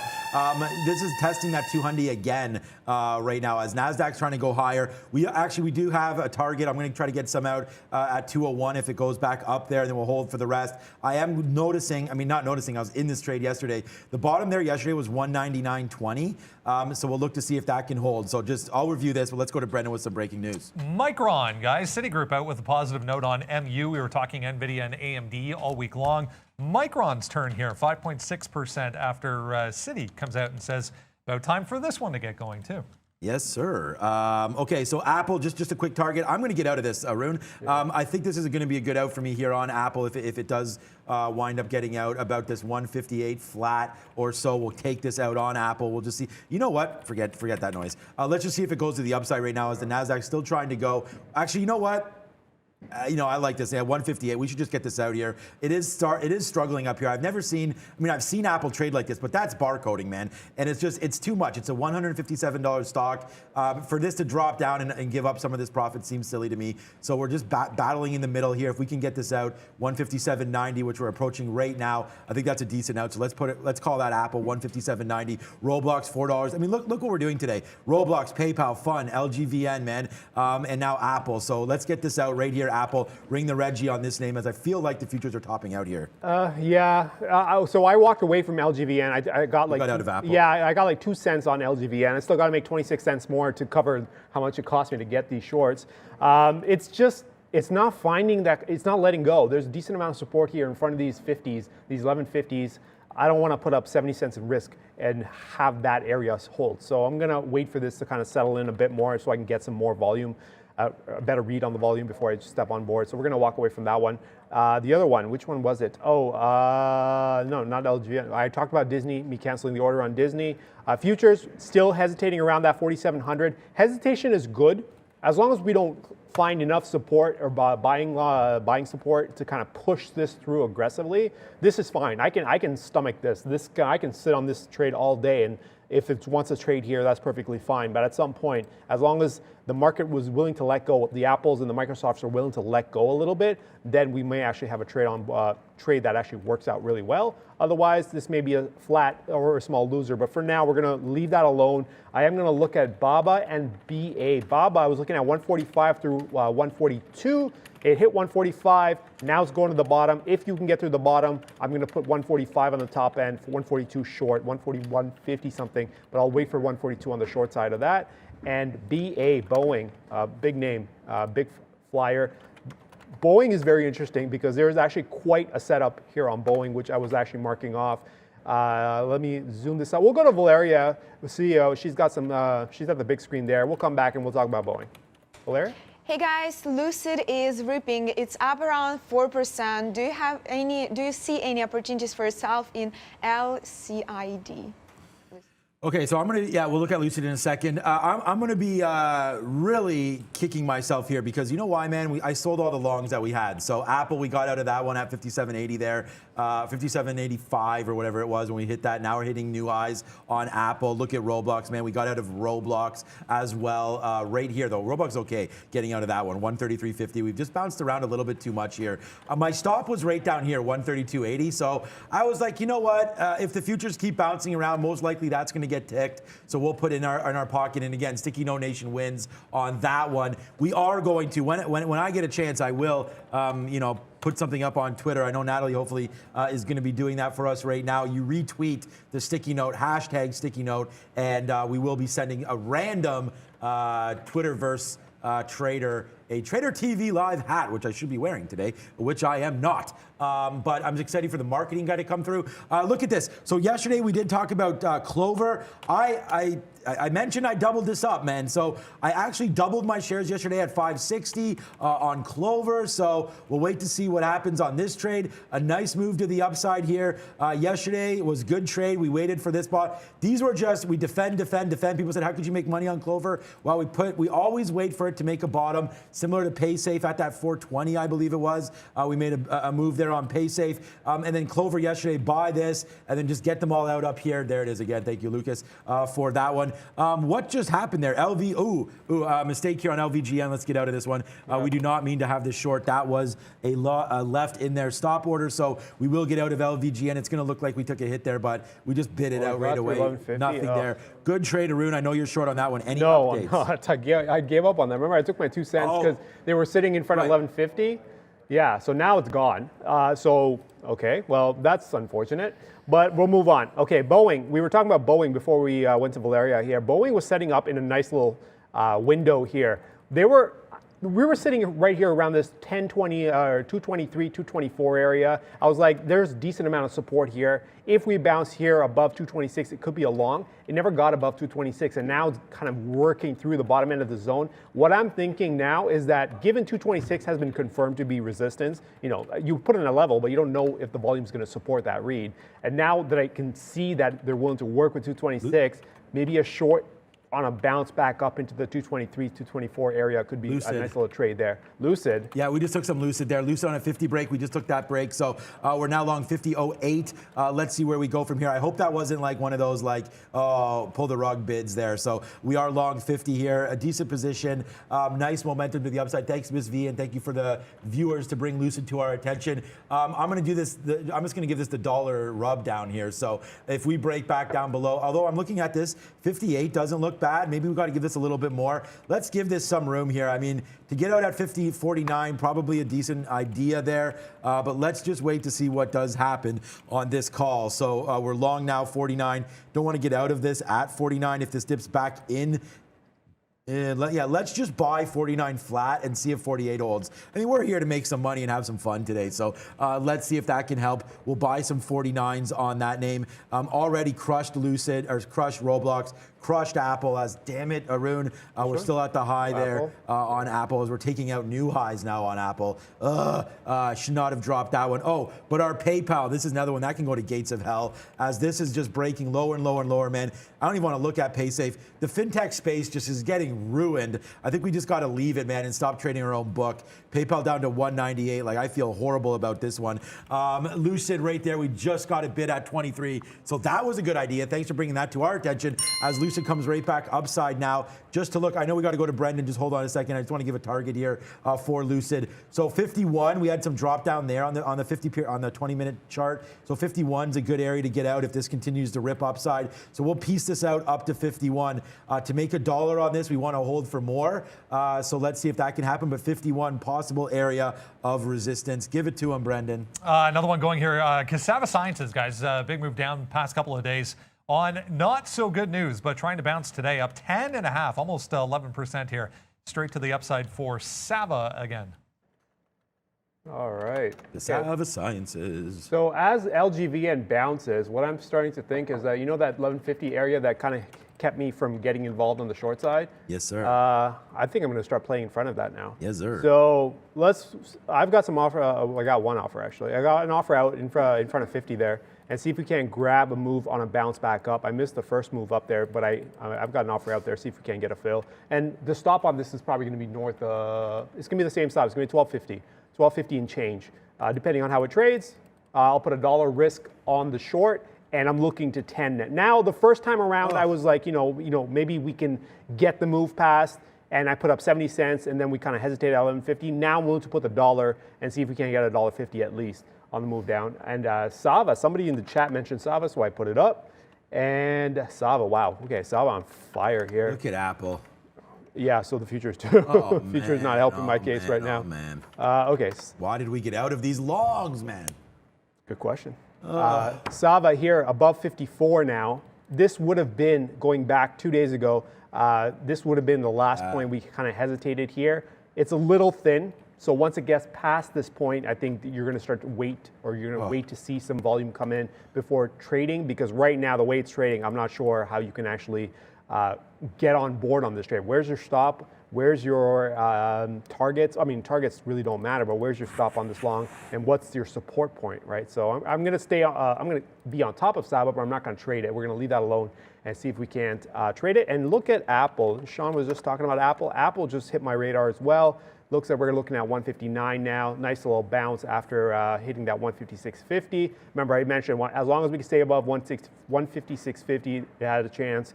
If we got below, there's nothing stopping us from going to 155. It stayed above 156.50 and now to 159 on the upside. So Apple's strong off of support there and towards 159 would push it. And there, to be fair, if it pushed it, if it continued to push, there's nothing stopping this market, or stopping Apple specifically, which means pushing the market as a whole. You could take a look at Snap. I'm going to Snap. Because, yeah, that's really a pain in my butt right now as Apple right there. Look at this long man, 157. Please, guys, retweet that. Okay, look at this. Here we go. Lucid right now to the upside. Another 70-cent win for us here on Lucid. We talked about defending, man. We didn't got 49 long. We should take 49.50. There goes Lucid right up to the upside. Shout out to our viewers for this one. They gave us this call, and it's murking right now anybody that's short to the upside. There goes Lucid. Let's go Fisker. Let's go Lucid. Let's go Apple. Let's go EV. We can check out Tesla in a minute. Why are we stopping here? Keep going upside. There it is. What the heck was that? Okay, yeah, we didn't get out fully there. I thought we got out of our whole position. We did not. Now upside here for Lucid, continuing to make the move up. Man, I told you about that 51 level. Let's see if we can kill that. Nice win here for us on this name. So really happy with the way this is pairing out for us.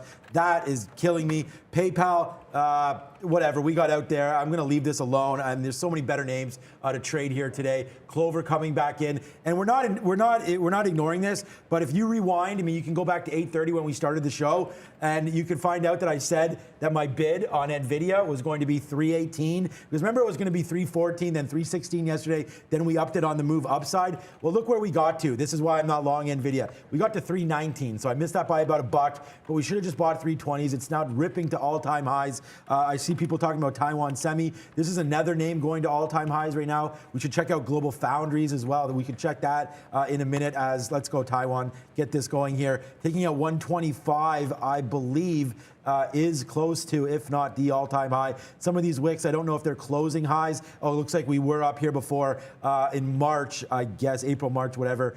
We got up to 140 here on Taiwan, so my bad on that one. But right now, just recent highs touching out on Taiwan Semi right now, 125 on some nice reports in this space. So nicely done there. Anybody long TSM, congratulations on that one. I like a 125 punch through there on that. Carnival Cruise just takes down. Ooh, Lucid just bounced off that 51, guys. Lucid literally bounces right off 51 there. We took a piece out at 83. We could take one more out at 51. I'm going to let it just break through, man. You got to play the momentum on these names. We're hella long. This has been a monster day. We say, oh, Canada. Looks like we just approved also kids under or 5 to 12, I guess. I don't know what it is, can now get the vaccine here in Ontario. So we can look at Pfizer for that as well. But there goes Lucid. Let's just stick with Lucid. I just hit cancel on something there, Lucid. Oh, canceled my 49 bid. That's not coming through right now. As we look at 51, looking to break through there. We'll see if it can go to the upside now. Take out that 51. Run, young man, run through 51. Let's go, Lucid. Let's go. It looks like it's stopping here. I'm going to take out one more piece if we can there at 93. There it is. We take it out because it just resisted. We still have some on, so this is fine. Just taking out the dollar there. We'll see if it breaks through 51. See ya. Wouldn't want to be to the upside. There it goes. Spin it. This is what Lucid's doing. Thank you to Miss B. And thank you to all of you guys for bringing Lucid to our names. Someone just said, look at Roblox. We've looked at Roblox. We've destroyed Roblox, but we are not long Roblox as we should be. In my own account, it's a double. I didn't take anything out yesterday. Today may be that day to take that out. And Arun, I still want to literally throw up about Apple, but it is what it is. Let's go, guys. Retweet Sticky Note Nation and you can get something for free today. Yeah, and I see the chat talking about Adobe. I see you guys. Adobe's like $700 with a 35-cent spread, and it's already up $20 on the day. I don't know how to trade this, so I'm not even going to bother. We're just going to go to Brendan at the big screen. Doesn't even have my sticky Hey guys, yeah, 10 o'clock. Let's have a look at North American markets here. We are still in negative territory for the Dow. So offsetting some of the bigger names to the downside today, 0.6. But tech very, very strong. All Apple, 0.7, 0.63 for the 100 and the composite. The S&P 500 basically flat on the day. There was some initial strength there in small caps, but the Russell back in negative territory as well. A couple of things to note. Foot Locker was on the list this morning. We didn't get to it in the pre-market, but just gave you a really nice break there of the pre-market or the pre-market low and support off of earnings. 53 down to 49 on a sell for FL, 13% so far. Yeah, SoFi trying here, guys, to get back to some of these levels from yesterday. Big volume still right across the board for SOFI, guys. Yeah, as we were talking, I see you guys mentioned that GTech is halted to the upside. Yep, and so LGVN completely just falling off that 12 area now. Now at 1085. Remember, we're already short in front of 1150. The target was at least to see what 10 would do. If we get a halt down below 10, then maybe some more shorts are on the table. But for now, we're just going to leave that 1146 short alone. That and what was the other one I was talking about? Oh, I mentioned Adobe and how thick and not thick, how thin and pricey it is. Boeing, I've got that offer. Boeing is gone. It's at like 220. I've got the offer at 223 because I refused to play inside this between 223 and 220, and it's just crazy expensive too. So I'm going to wait for an offer. Futures coming off. You might feel a little bit better about the Apple short or long now as the futures start to rotate. Again, we're starting to see a lot of resistance up here. That's kind of expected, right? We were expecting a ton of volume between this area. And it was all like kind of going into the day, you're like, what are you going to do when we get to this point? And it seems like they're really hesitating. So we'll see if there's enough volume on the buy side to push this market through this area. If it can't, again, downsides are wide open. Another trade that I was looking at that was moving, was it AUR? I think the chat mentioned it, and I think it was AUR. It's not a New York stock. Okay, it's a NASDAQ stock. Yes, it is AUR. AUR on absolutely on a tear. 6.7 million shares traded. It has been up since 12. So 12 and then 13. Looks like it just came off a halt too. So let's see real quick how AUR is trading. Yeah, ever since it broke 1350, it hasn't really stopped. So while GTech is halted, keep an eye on AUR, guys. For anyone who wants that excitement, there you go. AUR, LGVN, and GTech all moving absolutely insane if you want to go for the momentum plays. And then you have Boeing that's setting up for potentially a multi-day short, which I'm hoping happens today. BABA just took out the low, so I'm looking at BABA on the short side below 142 as well. I want to see a little bit more trading below 141.50 before I get involved. But for now, 142 is the area. It seems like we're getting a little aggressive on BABA, so we'll keep an eye on that first. LGVN still working the 1070s. We're looking for 10 even. See if we can't get to maybe 950 or so before I start looking at taking profits. But for now, those three futures, we've got the short on the futures, like I mentioned from the beginning. We're looking at BABA for shorts. We've got an offer on Boeing, and we're short on LGVN, which is about 87 cents in the money at the moment. So few trades working out, few trades on deck. And we just got to wait for this futures trade to turn around. And if that goes, I think you're going to see a lot of rotation, hopefully a lot of rotation in the big names. The names that I care for are Boeing and Microsoft. We need those two names because they control 20% of the NASDAQ. If you get the rotation there, this market will go with it. Yep, agreed 100%. And we'll try to pick up some NVIDIA if it does dip with that market. No, Arun, I don't feel better about my Apple trade. Not at all. I mean, I got out at 158 there. You're still 50 cents giving it up, but you are right. That looks like a nice top there on some of these names. And if that's going to roll over, then fine. We just bought Win. So by the way, Goldman there, we just bought some Win the other day. And yeah, it is fading back in here. So interesting name here coming back in for us. Win coming back. We bought this at 95 or 94. I think it was 95-ish right in here on this pullback in. It ripped up, or no, well, actually we bought it here on this break and then it went to 100. Obviously we didn't get out of it. There goes LGVN at 10. It's sitting at 10 right now in LGVN if you want that 10 short. Yeah, there it is. Maybe. Right there. Let's call this up here. It's going to break this right through $10 right now. LGVN. This may halt again right now. This may halt right at 10. Actually, right at 10 LGVN. So take it. Is it going to halt though? Looks like it. This might be a rejection halt here. Upside on LGVN right now, 10:01. There you go. That was dirty. They almost that was for anyone who was watching the level 2. Went long there. Wow. For anyone who's watching the level 2, that was one of the closest you could get before it can go to halt, because as long as it traded above 12:01 or 10:01, yes, it wasn't going to halt. And there was a massive offer. It was an iceberg order that was taking all the buys that were coming in, and they were trying to get rid of it. And it was almost there. And just as it was about to break, it ran out of time. So halts are now, we're in halt mode at 10.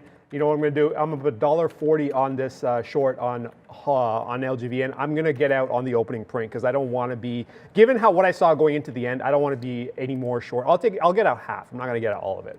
But yeah, that was crazy. I don't know where we're going to tap over. I think we may go higher on that close. I think so right too. There. They look like, so basically when it's a down halt like that, you can't execute on the offer. You can only execute you can't execute on the bid. You can only execute on the offer. And so anybody that was sitting there to try to get short, every single person got short there. So shorts were basically free on that halt, which to me is a little dangerous because everybody's now going to be caught short unless everyone's just getting out of their longs. And this is why, having these risk parameters in here, like I'm still pretty nicely positive on LGVN today after pumping the longs, right? And so that's how you can stay away from this damage. You don't have to worry about this move to the downside. But I believe this opens up higher, so we're going to watch out for LGVN right now. Hopefully for us, anyways. I don't know which way you guys are. If you're long, let's all hope that it opens up higher right now. Tapping 10.002. I do. That was the next name. Shout out to Nikki Bones. Or Boons. What's up, Nikki Boons? Right there. Yes, there's SoFi. Great test. I mean, this is exactly what we're talking about here on SoFi, right? You get that test of 20. Now, if you were short 20 and it failed right there, like I actually wish that I was short 20 here, because you know what I would have done? I would have spanked this thing right back up to the upside. That is a fail break. We talk about this all the time. You get this wick, you get this huge candle right now. The reason why I'm not short 20 is I didn't want to take this off the open. I'm done. GTEC's going to halt to the downside. Oh my God, there's someone. Boom. What are you, Neil? Oh, like all these halt trades over there. Good job. I didn't think we'd have to deal with that there today. But yeah, GTEC, you guys like that halt again? You can go to Rune there. Do you have? I have GTEC at 933. I completely missed. It was trading at 1050, and then it just kind of crossed down. And I put the offers in, wasn't going to get it, chased it down. Got 933 right at the end there, just before it halted. Looks like the opening is going to be about 70 cents from where it closed on GTEC here. 870 is well, for now the auction price is showing 886, so it is moving up a little bit as we get more and more buy volume coming in. 894, so it's closing the gap a little bit. But for 933 is my short. I am actually going to set an order to get out because I do think there's a limited downside on GTEC at this price. Based on 9 even open, yeah, I'm not sure how much more you can get. Maybe an 850, maybe 8, not sure about that, but I'll take my 33 cents based on how it's trading right now. If it opens at 933, I'll just get out right away. But for now, we'll take the opening print on GTEC, and we are waiting for LGVN to open as well. I've got an offer, or not an offer, I've got an on open order to get me out half my position. Right now, it's showing right where it closed, 10.01. So 10.01 seems to be the opening price. And again, we're waiting to see if we can't get below 10.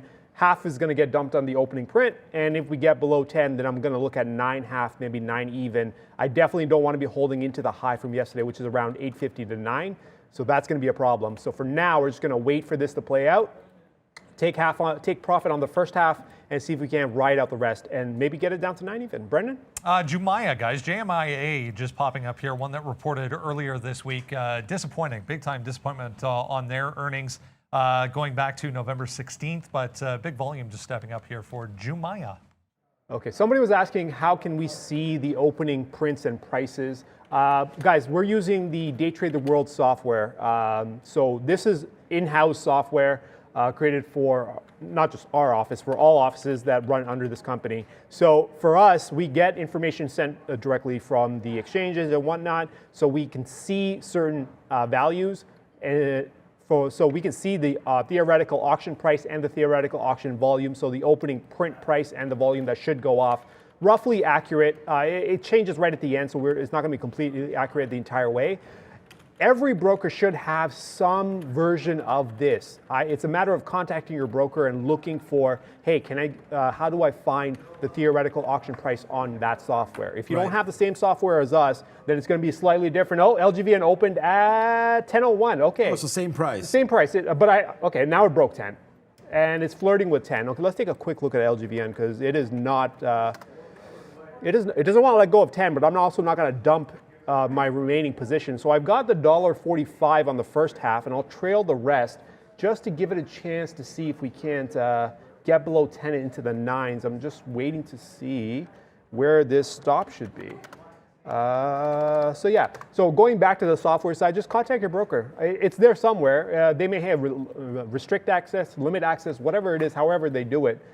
Just talk to them and they can point you in the right direction. I'm going to put the trailing stop on the remaining portion of LGVN just above 11, just to see if we can actually get a shot towards the 9s. That's what I'm going for. The next one I've got to deal with is GTEC, because GTEC is going to, oh man, it's going to open right where it closed. Really?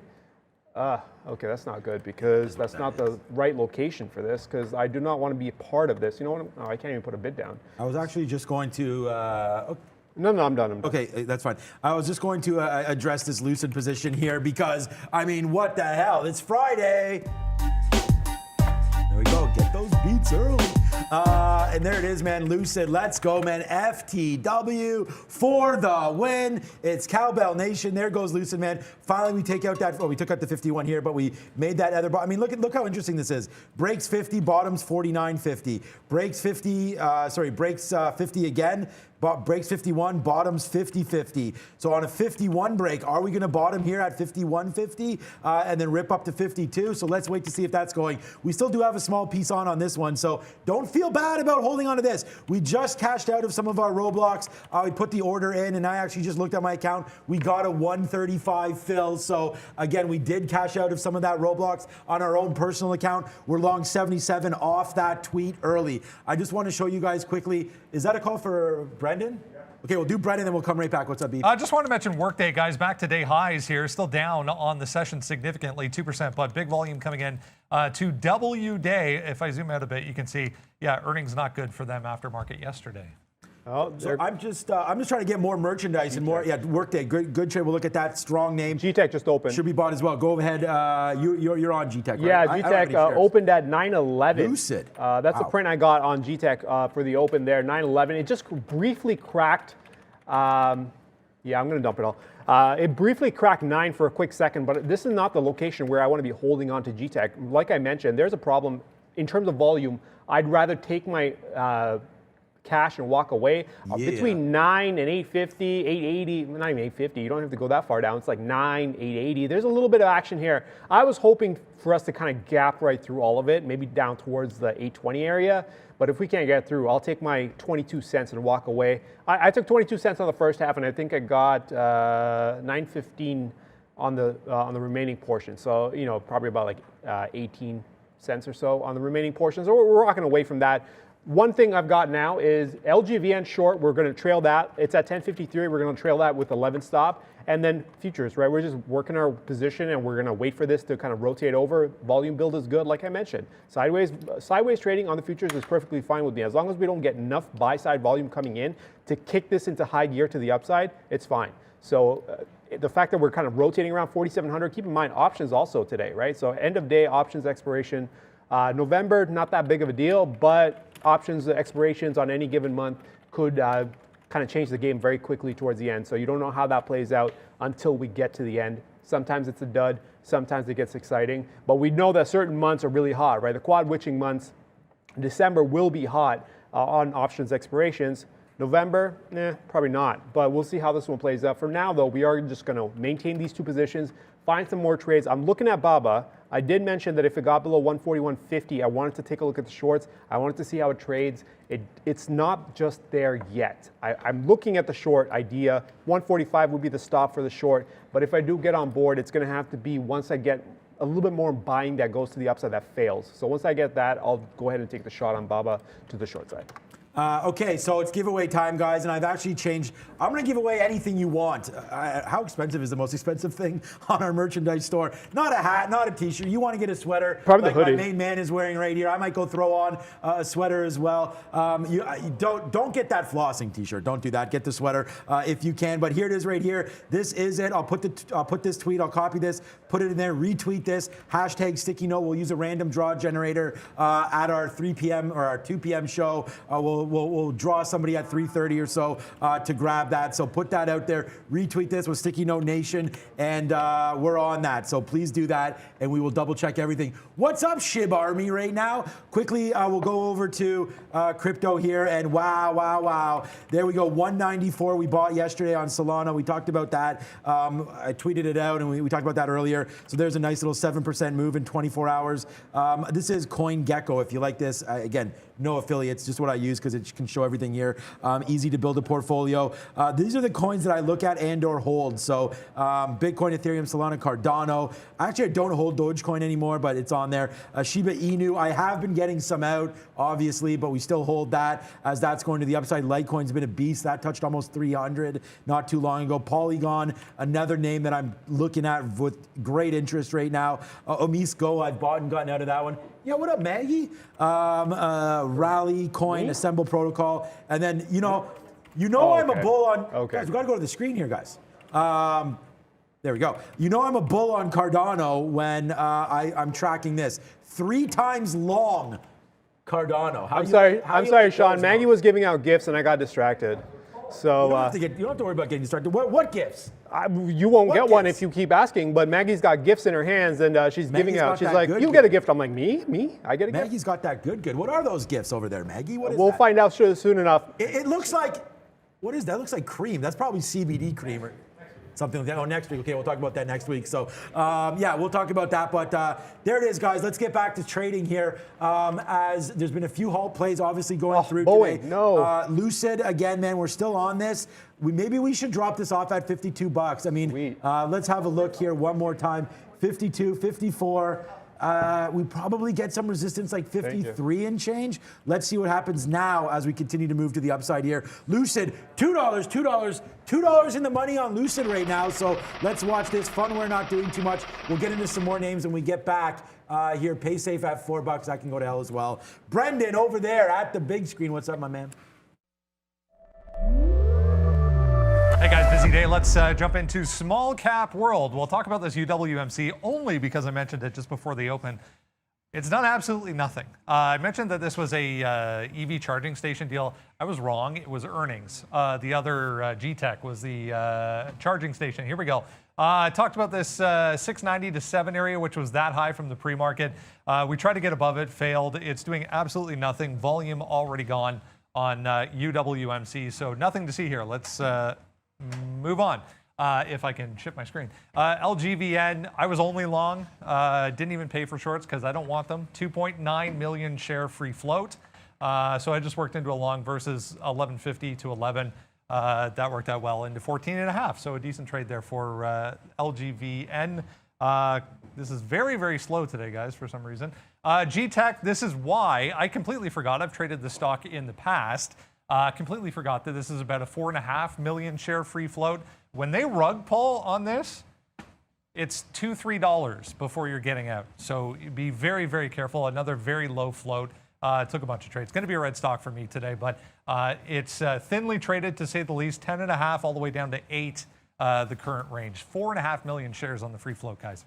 Yep, G-Tech was a fun ride. I caught it right at the end there, and LGVN, also a fun ride. Still in that one there. We're going to wait to see if we can get to 9. That's kind of the target on LGVN. Okay, Boeing. I keep, every time we go away from me, all I see is Boeing's chart, and I'm like, no. Because remember, I put the offer, once we took out 222, I put the offer just in front of 223. It's at 219, well, 218.50 now. So that trade is completely gone. It's gone. Like, you can't just leave. Some trades you can leave the order there because it's still perfectly fine, because if the market were to come back, then the entry would still technically be there. But some of these trades where you should have been in already and then should have gotten out some, At that point, if it comes back, it could be a complete mess. So I've canceled the order on Boeing. So we're going to walk away from that. And I'm just going to keep an eye on BABA. Remember, we're looking at BABA sub 141.50. As long as it can maintain some selling, it doesn't look like it's going to be able to maintain that because it is finding a somewhat of a bid. I'll keep an eye on it. I'll leave it on the chart. I'll leave this chart on and see if we can't get it at some point. But for now, we're just, it's a matter of waiting for BABA, waiting for LGVN, which is actually bouncing back above 1050 now. So 11 even is a stop on LGVN. And as I say that, it's 1022. So 1050 to 1022 in maybe half a second, maybe 1 second. So that's how aggressive the crosses are to the downside on the LGVN. We're going to leave that alone. So we'll trade that one out, and the future is still flirting, not a whole lot. Still flirting with that 4,700. Doesn't want to go down, doesn't want to go up. So here we are just kind of waiting this out and see if we can get a move at some point during the day. All right, man, we're smoking right now on Lucid as we go to the upside here. Lucid just continues to go, man. We busted that 50. Now you're at 52.50. I mean, $2.50 on 50. Not bad. We've been taking it out, though. Our last out is 51. We're just letting this thing ride up, man. Thanks for the call out on Lucid. And I want to give a big shout out to my man, Matt, who's watching right now. We have a big battle going on this week, man. My team versus his team, fantasy football. And I just hope down with Joe Burrow, down with Kirk Cousins. Let's go. David Montgomery making his return this week. Should be interesting as well. So shout out to you, Matt. And on that note, what about Clover Health right now?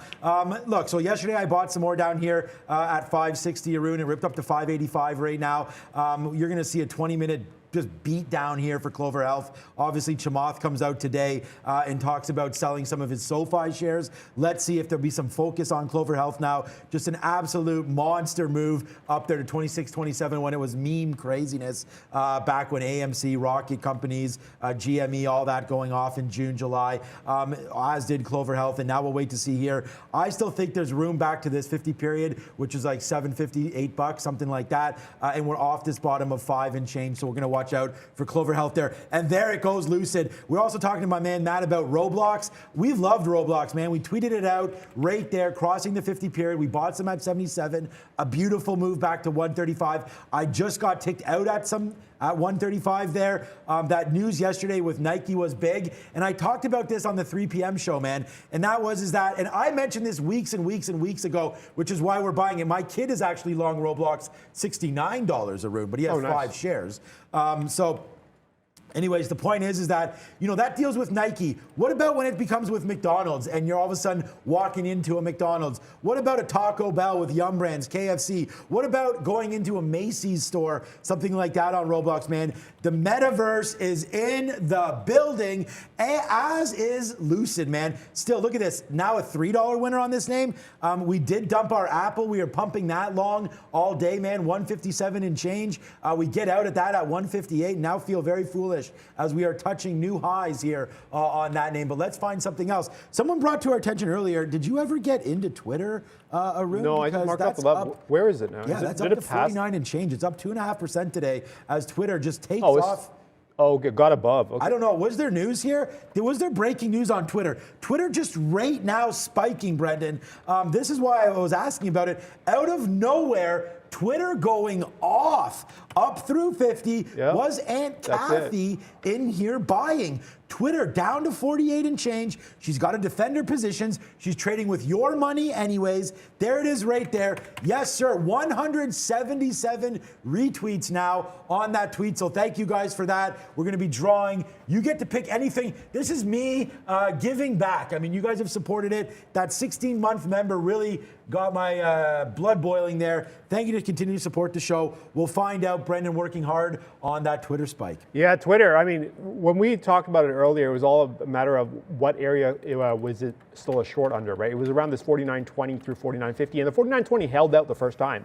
It held out 49.20, got resistance. You got a 60-cent move off the initial push, and then it kind of reloaded back in the area it was supporting at, and then it kind of blew that level up. So now you got to look at this potential entire zone as support. As the futures breaks, the entire zone is now support. Pretty much you have 49.50, you have that 49.20 from before, you have that 49 even as a round number, and then you have 48.50 is pretty much where we're rotating around. So you have this entire zone as support. As long as this push can stay, and that's the key here. If it's a matter of just pushing, snapping up, because we barely got above 50. It was probably stops that slid it past 50 up into 50.06 or whatever. That's way too close to 50 to be an actual legit move through it.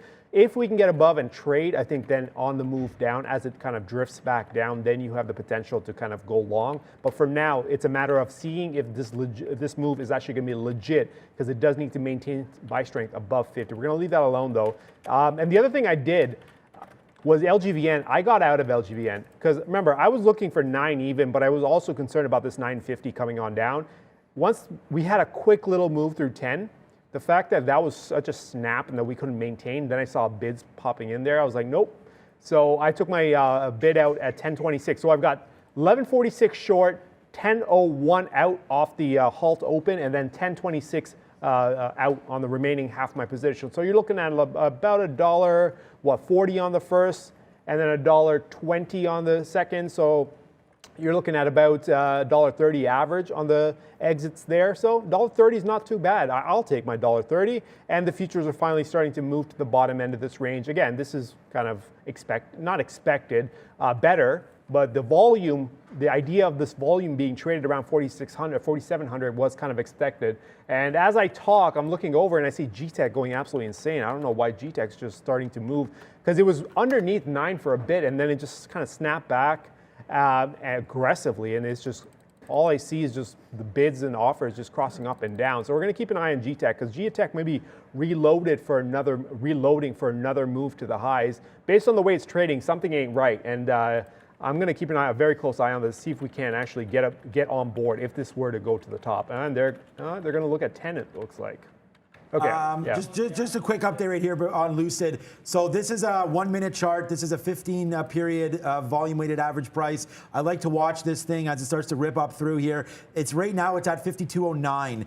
We haven't broken. We broke a little bit there at 50.50. We haven't broken it on the way up. We just touched 52.50. We touched 53 there. So if we break back down below 52, we're going to get out of this one. We may eventually regret this, but this has been a monster move up here for Lucid. So that's my out right there. A little bit of technical analysis there using a 15 period VWAP on a 1 minute chart. So we'll see what happens right now on that move. Just on this pure 1 minute VWAP, it's back down here at 50, but I'm not going to hold that. So a breakthrough 52. We're going to cash in on $2 there for that. What's up, Brendo? Still keeping my eye on this Twitter, guys. Nothing significant to mention so far, but maybe an algo gone wild or something. Farfetch, wanted to mention, just had a huge volume spike as well. Coming up to 42, still down significantly off earnings, but FTCH starting to rip as well. It's 10:30. Let's get a quick check on how things in Europe are shaping up. 1 hour to go in the day over there. Miss V, what's up? Hey Brandon, it's a negative day for European markets. Retailer Kingfisher trading in London is down more than 4% after it posted a 2.4% drop in third quarter sales. Back to you. Yeah, a bit of a choppy day, as we were mentioning here as well, guys. Still basically flat for the S&P. Back to you. All right, and that's why. See, here comes 52 right now. This is why, guys. We show. Is it gonna? That looked like that was going to halt there for a minute. So there it is. So this is what we do, man. Live on the show right here, guys, talking about, our outs before we even take them. So there it is, right? We're out there on that 52 break. We are now out of Lucid. We'll look to reload it if it does come back in. On that note, let's check out Rivian right here. Maybe that's, Rivian. I was going to say, maybe that's going to the downside. No, siree. That is going straight hot fire upside right now. And look at this. Yesterday, some consolidation down here, 126, 127. Same area of consolidation. Then you get this break, and we're starting to go now to the upside on this name. Rivian starting to go. Let's check back in on our Roblox out. Good out right there, 133.42. The NASDAQ there. I don't know if Arun, if you still want to talk about if you have that short on still. I know you were looking at that market short. That's a good call. Looks like as Apple's still hanging around the high side right now, but it looks like the market starting to pull back in right here. So that's going to be a good trade for hopefully for you if you still got that short on. But that's about it, man. We can look at Clover Health. I did want to check out AMC here as well on a rip, a possible rip. I mean, now that it's at 40 bucks. We like that 39.50 area as some defense down there. It actually defended it right away off the open. We've talked about 39.50 over and over and over again on this show coming through, and there's the one more test of that 39.50. So that's going to be a good spot if it can hit that again. Breaking out through 41 looks good on this. So we'll take a break of 41 on AMC if that does come through, but right now it's not. Lucid trying to get back above 52. Yeah, futures wise, yeah, I've got the trade on, especially when you kind of set the stage for this kind of a trade. It's not going to be one of those, you get lucky if it happens right away, but it's going to take time, and that's kind of expected. So this trade short here was a 90, just in front of 90 short, and then another entry here in front of 4,700. So we're kind of averaged in at 94, right in the middle here. With a decent amount of resistance above us. So we're kind of sitting decently with some action above, so to support the idea of a short. For now, the market wants to take its time, that's fine. Again, we're waiting on this trade to actually get going. If it gets going at some point later in the day, and some of these trades for me especially take forever. And I mean, like, we're talking 9 a.m., 8 a.m. trades going out that I end up getting out before we close the futures at 4:15 kind of situation. So if that's what it takes, that's what it takes. We've got the trade. We'll leave it alone. The only other trades I'm looking at, like I mentioned, GTech. GTech is wants to take a look at 10, but man, there's enough selling up there to keep this from getting to 10. And I'm not even sure I want to play above 10 because look at what you've got to deal with around 1050. It seems like this is a 5-minute chart. I'm sure if I break it down, it'll be even worse. But it seems like around 1050, it looks like there's a decent amount of volume. So we're going to keep an eye on 10, but not force anything just yet. For now, though, we'll just wait on this. It looks like LGVN is finally creeping back below 10 even. Not in an area. I think the trade for me on this trade, on this stock, is done. Like the short was 1150 towards 9, but if you're going to hesitate at 10, there's no way I can get into this. So we're going to wait for more. Maybe Brendan's got something. Brendan? Just seeing a tweet here, guys. Wolf Financial, which is a research and analytics firm, tweeting that Twitter is partnering with the S&P 500 to create a live public opinion index, the S&P 500 Twitter Sentiment Index. So something possibly. That is a notable research firm, guys. Oh, okay. That's interesting. Yeah, that's pretty cool. I don't mind that. We'll see where that goes. I mean, always nice to get into some different aspects here for Twitter. And I mean, they've had a very, very hard time monetizing. Oh man, I just tried to take this NVIDIA right here at 25. We're still bidding there. Did I get that, Phil? No, I did not. Yeah, we're bidding 25s flat right now. Now we got it on NVIDIA. We're just noticing that there's a spot here, 323. So we'll see if it fails through 323. That's going to be my out right down there. We'll average into this trade down to 323. It's already way too high up, but I want to get into something here and try this one more time here. So there's the bottom, 323.50. So we'll give this a little bit lower down to 323. If we can, we'll average in around this 320. Well, not if we can. If it comes down here, we'll do it down to 324, and then we'll drop this down at 323. But again, we're just trying to play with fire here a little bit. NVIDIA, nicely done, up 2.5%. We do realize it was up 9 or 7, 8, 9 yesterday, so it's a big move upside for NVIDIA. But I still think if the market can especially hold out here, then this can have runway back to the upside. I'd be happy with a 327. We don't have to wait for all the highs here, but if we can get this out around 326.50, actually even $1.50 on this call, we'll do that. So $1.50 here. We'll see if we can get a win on NVDA now moving forward on that name. We've talked about eventually getting into some DraftKings, Arun, and I'm still waiting for that ultimate flush down. We may have, come on, let's get off that NVIDIA chart. We may have gotten the flush right here down to 36 yesterday. It's a nice battle back. There was some news today, a new partnership, but they've been dropping partnerships forever. The problem with DraftKings, and I'll tell this to you, is that it was really super hot. We'll go to the daily chart here. Where is it? We dropped it out at 62, which was a great cover for us, obviously. And look how this has just come down. There's too many people in the space right now. There's too many players, man. Win is getting involved. Caesars, like every single MGM bet is around now. Obviously, there's FanDuel. I mean, and when it first came out, DraftKings was loved, right? It was a first mover. It was like the first name that you could get into if you wanted to be part of the space. But it's had these like peaks and troughs, man.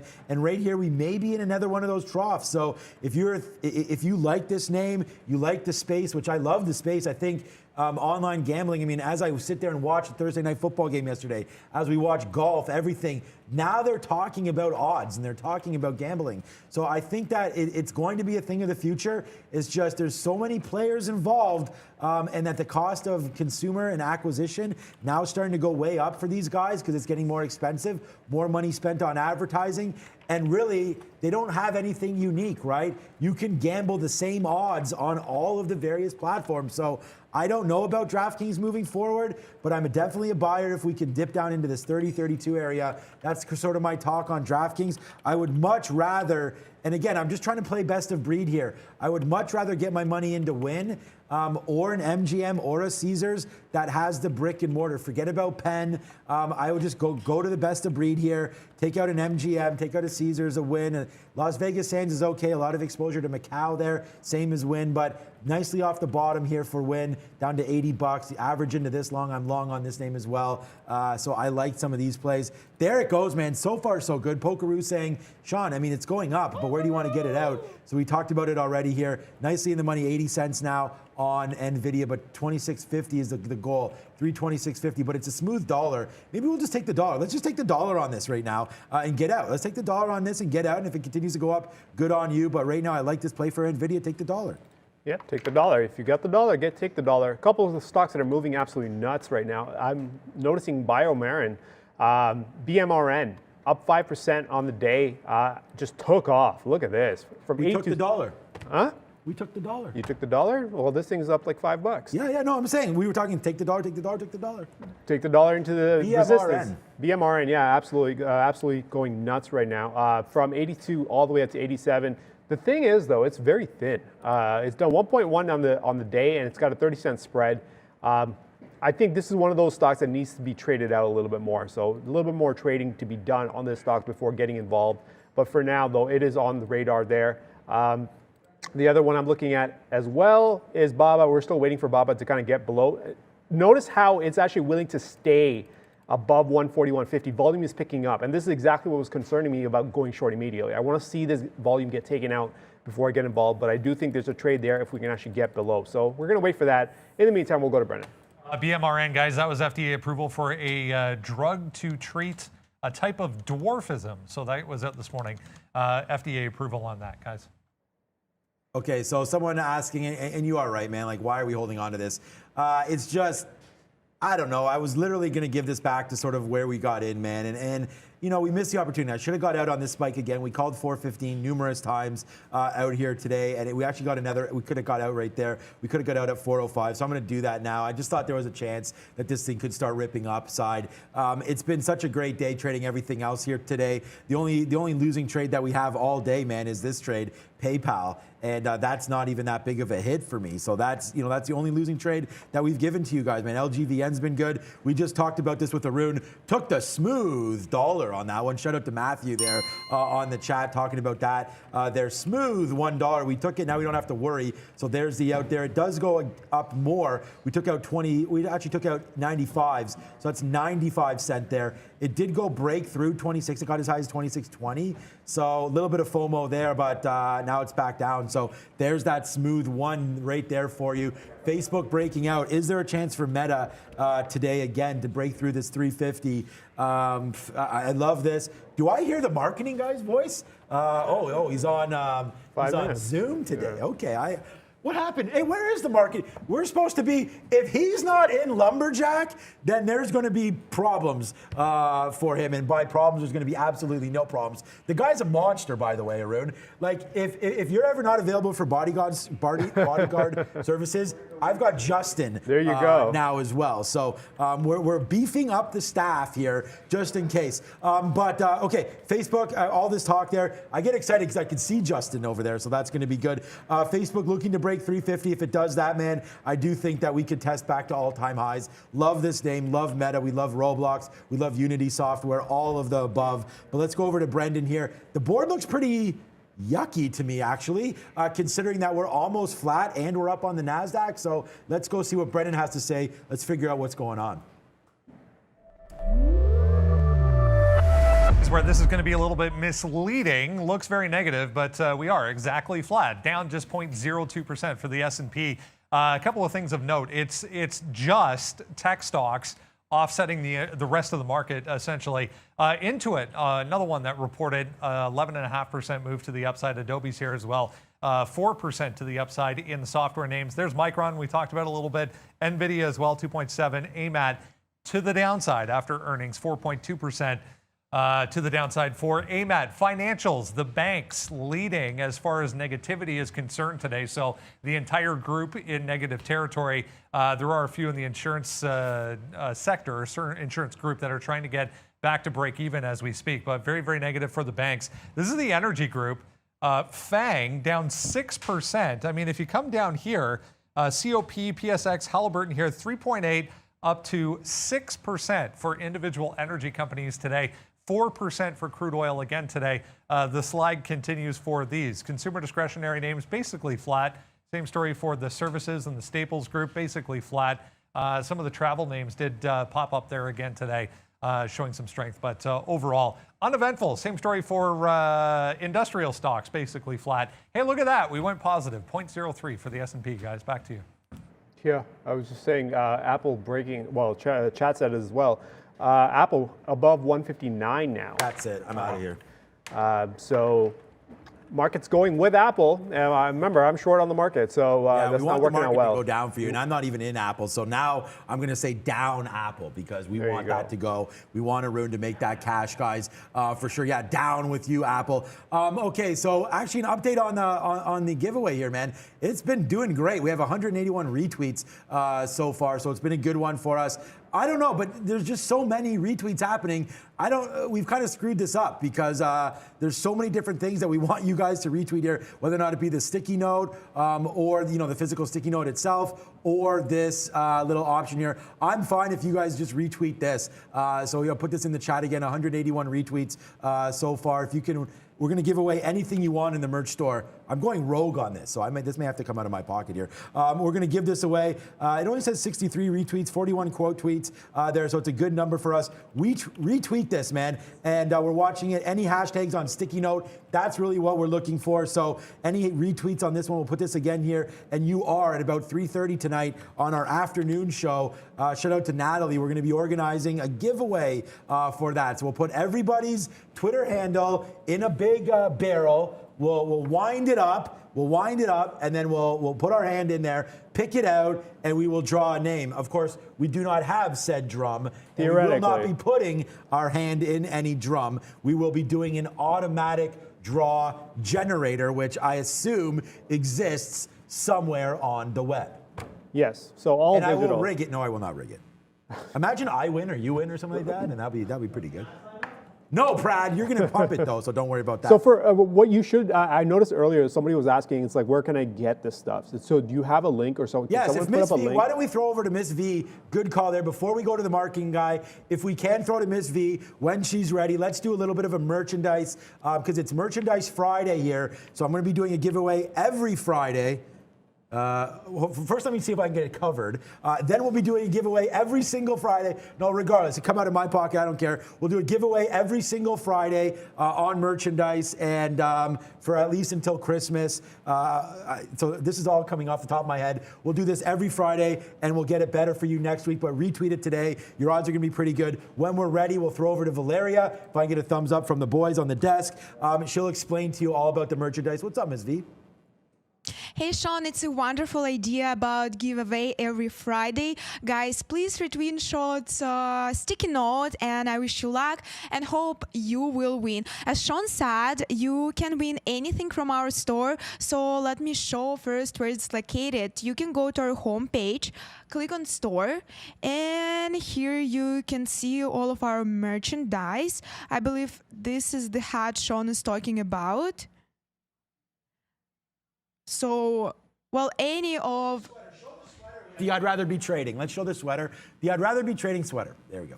Yeah, here's I'd rather be trading sweater, guys. So I believe all of us in here are having the one. It's very great quality and cool design. And also we are working on more designs. So write in the comments your ideas, and if it's cool, we'll do it. Back to you. You know, it's interesting. They're all nice designs. Technically, I have 3 hoodies, but I don't really have 3 hoodies because my wife has 2, so I only have 1 She's hoodie. wearing them. Yeah, my wife is wearing one of her hoodies. Brandon, as what's well. up? That's why I'm single, baby. That's why Brad is single. Yeah, that's why, Brad. Yeah, good. Yeah. That's why, Brad. That's why you're single. Okay, without any further ado, we're going to go over to Brendan. I believe it's marketing guy time. I mean, the shirt is very close, Sean. So I think he gets a pass for today. Thank you, guys. The return of Day Trade the World's marketing guy, Justin Kozach, back with us. The debut of this, Justin, was such a success. We bumped it up to the morning show. We'll talk a little bit about Apple Car because we get the update yesterday that 2025 we could see these things driving around on the street, because remember, they're going to be autonomous, so they won't have anyone in them unless somebody, I guess, chooses to get in them. Right. So thanks, Brendan. Everybody's clearly getting gassed up about this electric vehicle story. And this is just another chapter in the long and storied history of what's going on with Apple and Apple Car. So to give Sun a little bit of background, this story about the Apple Car has been going around since the original iPhone. The Apple Car was actually going to be developed around the same time as the iPhone, but Steve Jobs pushed in the direction of the iPhone, and we all know how well that worked out. So the story that everyone's all charged up about is these cars are supposed to be rumored to be delivered sometime between 2024 and 2028. It's a self-driving electric vehicle with obviously some integration between Siri and CarPlay. This isn't any of a surprise to anybody. Anyone who's been watching CarPlay and the evolution of that part of their platform will have been able to see, 5 years down the road. There's a lot of stories about what this vehicle could look like, what it's being built with, who it's being built by, where it's being built. The short and long of it is the vehicle is supposedly being built off Hyundai's GMP electric vehicle platform, but it's being built by Apple near their Cupertino facility. This is very much a case of we don't know what we don't know, but some of the things that we do know are supposedly is that it might have 2 motors. Apparently, it's going to be able to travel upwards of 500 kilometers on a full charge, and with an 80% charge within 18 minutes through some high-speed charging. No idea yet if we have to change the chargers every year, but we're going to find out. 0 to 60 in less than 3.5 seconds.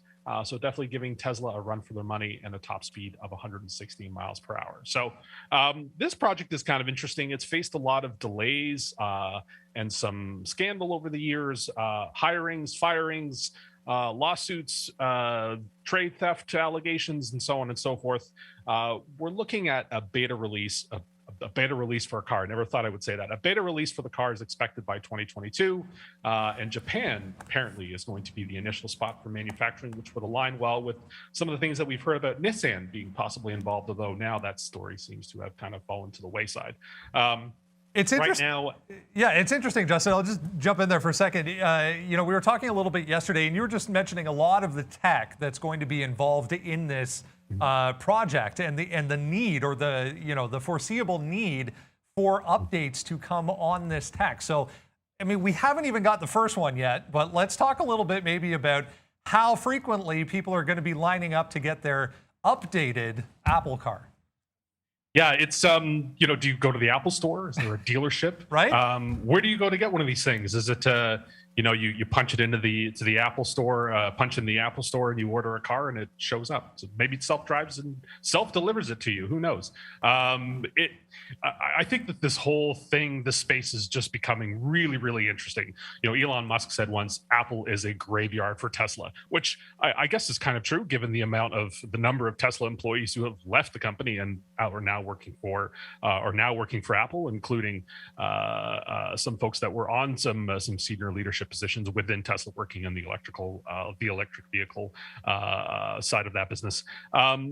But what's also very interesting is someone commented earlier that, am I going to drive a Blueberry car? Well, as it turns out, one of the senior leaders on the team, or one of the senior executives that are working on the electric vehicle for Apple, actually worked on the QNX software. So there's a lot of interesting integrations with, there's a lot of interesting people that are working on that team that have come from other technology companies. So who knows what's going on? I mean, this just the amount of technology that they've got currently roaming the streets of California, just testing out LiDAR and radar arrays and cameras and so on.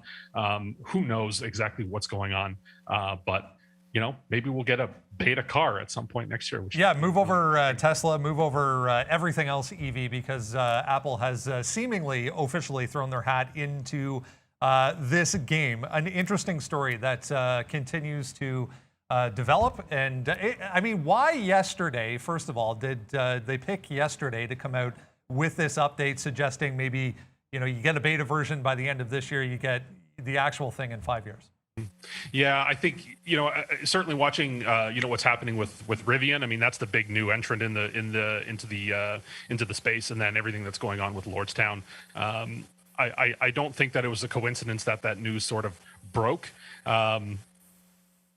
Who knows where that is? I think a lot of it too is trying to build up some hype a little bit for that project, and just put it back on everybody's radar. This seems to be a thing that happens every 6 months or so.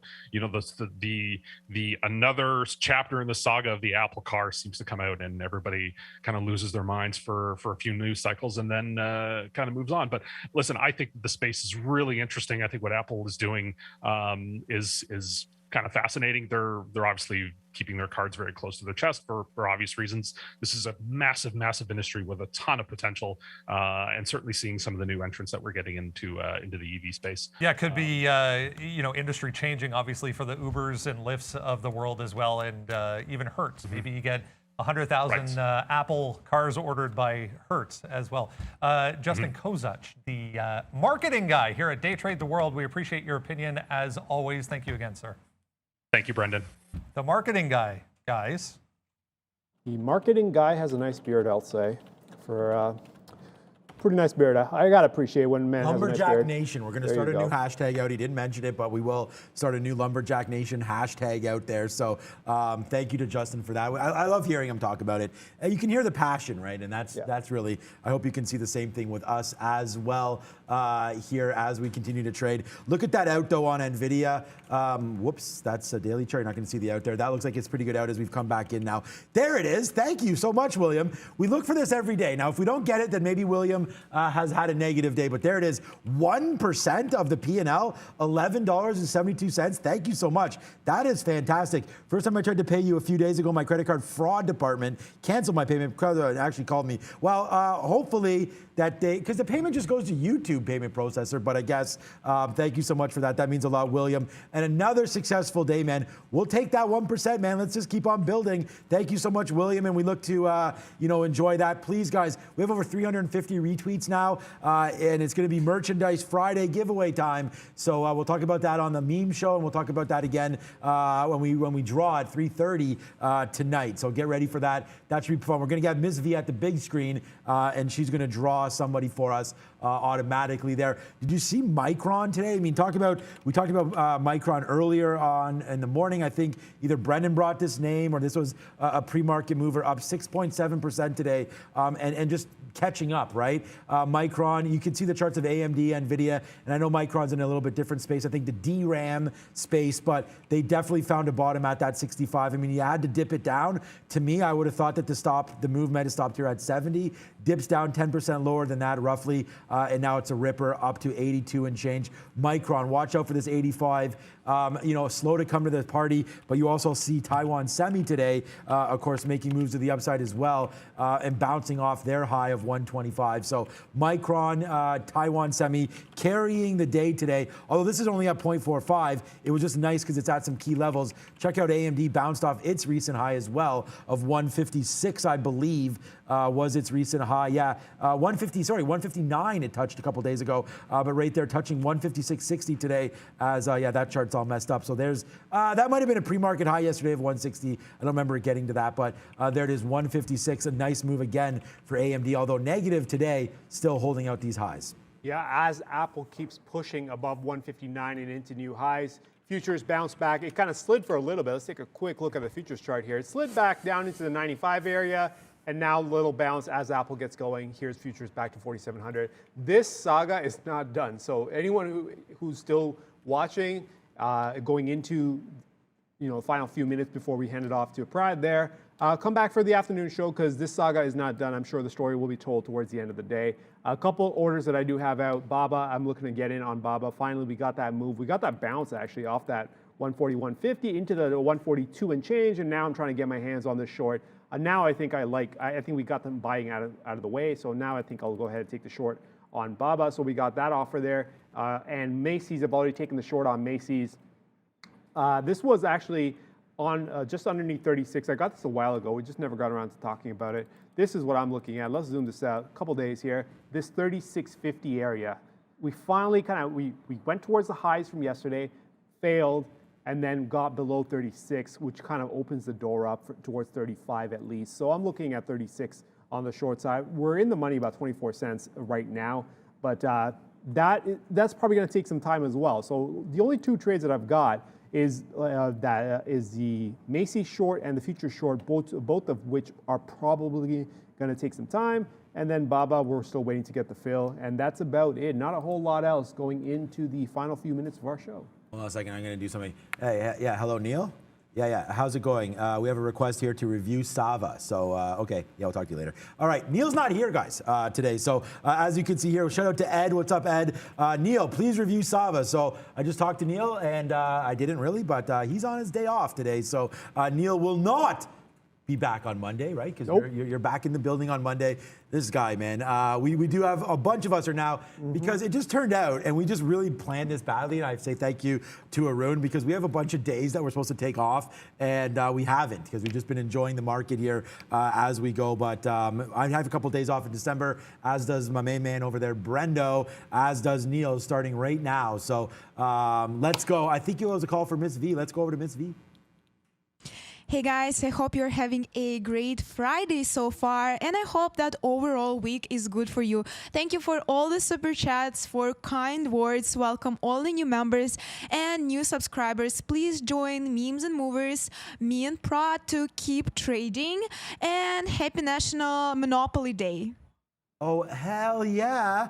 Monopoly, a game loved by my family. And we actually we were at Costco 2 days ago as we dropped our kids off at their coding class. Shout out to Code Ninjas. An absolutely, you know Code Ninjas? Yeah, they're awesome. So, and they were doing some Minecraft coding and things like that. They learn basic coding. My man's already at yellow belt. There's only been 2 black belts in all of Canada for Code Ninjas, and he has a goal to get that. I don't even remember what we were talking about that, but well, Monopoly, right? And there was a new cat Monopoly. We did not buy it. We have like a Nintendo Monopoly, things like that. Are you a Monopoly fan? We don't play Monopoly. My wife and I, we do not play Monopoly because she doesn't like playing against me. So you're too competitive? Yeah, that's a problem. I get too competitive in a lot of things, and then she gets frustrated, and then things never end well. So we just decided that Monopoly is not the way to go. And somebody was asking about phones. I've still got the BlackBerry. So, but the Pixel is coming. It's going to come towards the mid to end of December. I've got it on order. What's that? Pro. The Pro. Yeah, so it's coming. This will be replaced. I have to replace it. Unfortunately, I don't have a choice. Pixel 6. I don't have a choice. This phone is going to be a brick on January the 4th because they're taking down the servers. So unfortunately, I do have to replace it. Pixel 6 Pro is the order. So we're going to wait for that and see if we can't enjoy the Pixel, because there's a lot of things that I haven't done with my phone because including Google Maps. I have Google Maps. Oh, you do have it on? No, I know. This one has. I mean, don't even have. Guys, how old is Google Maps? I mean, this one has BlackBerry Maps, though. Right, so they haven't been updated since what, like 2002? So this phone is 5 years old. It probably hasn't been updated in about 4 years. So, hey, it's only 5 years old. That's actually not that bad. No, but I mean, hey, it still works perfectly fine. I think Neil's is like 11 years old. I think you have the more. No, his is actually after mine. His is like 4 or 5 generations after this one. This was the last phone. Generations? Yeah. No, it can't be. Yeah. This was the last phone that BlackBerry made with their own operating system before they went to Android. And everything else after that is Android. And then they gave up on their phones. All right, your pager's going off, by the way. Yeah. Okay, we're getting ready to rock and roll. Thank you so much for a great show. Thank you to my man Arun. We're back at 2 p.m. Don't forget to retweet that sticky note. And for right now, it's over to the best show on YouTube. And it's Memes and Movers with Trader Pratt and Ms. V. Thanks for watching, guys. Kill it, guys. Over to them. Welcome back to Beams and Movers. I'm your host, Trader Prad. This is the beautiful Miss V. Hey guys, welcome back everyone. Please, as usual, be active on the chat, ask us anything, smash the like button, and let's have a wonderful Friday together. Prad, how's your trading day going? Smoking it. I'm Yes, having fun. tell How about you, us. Miss V? Good too, good too.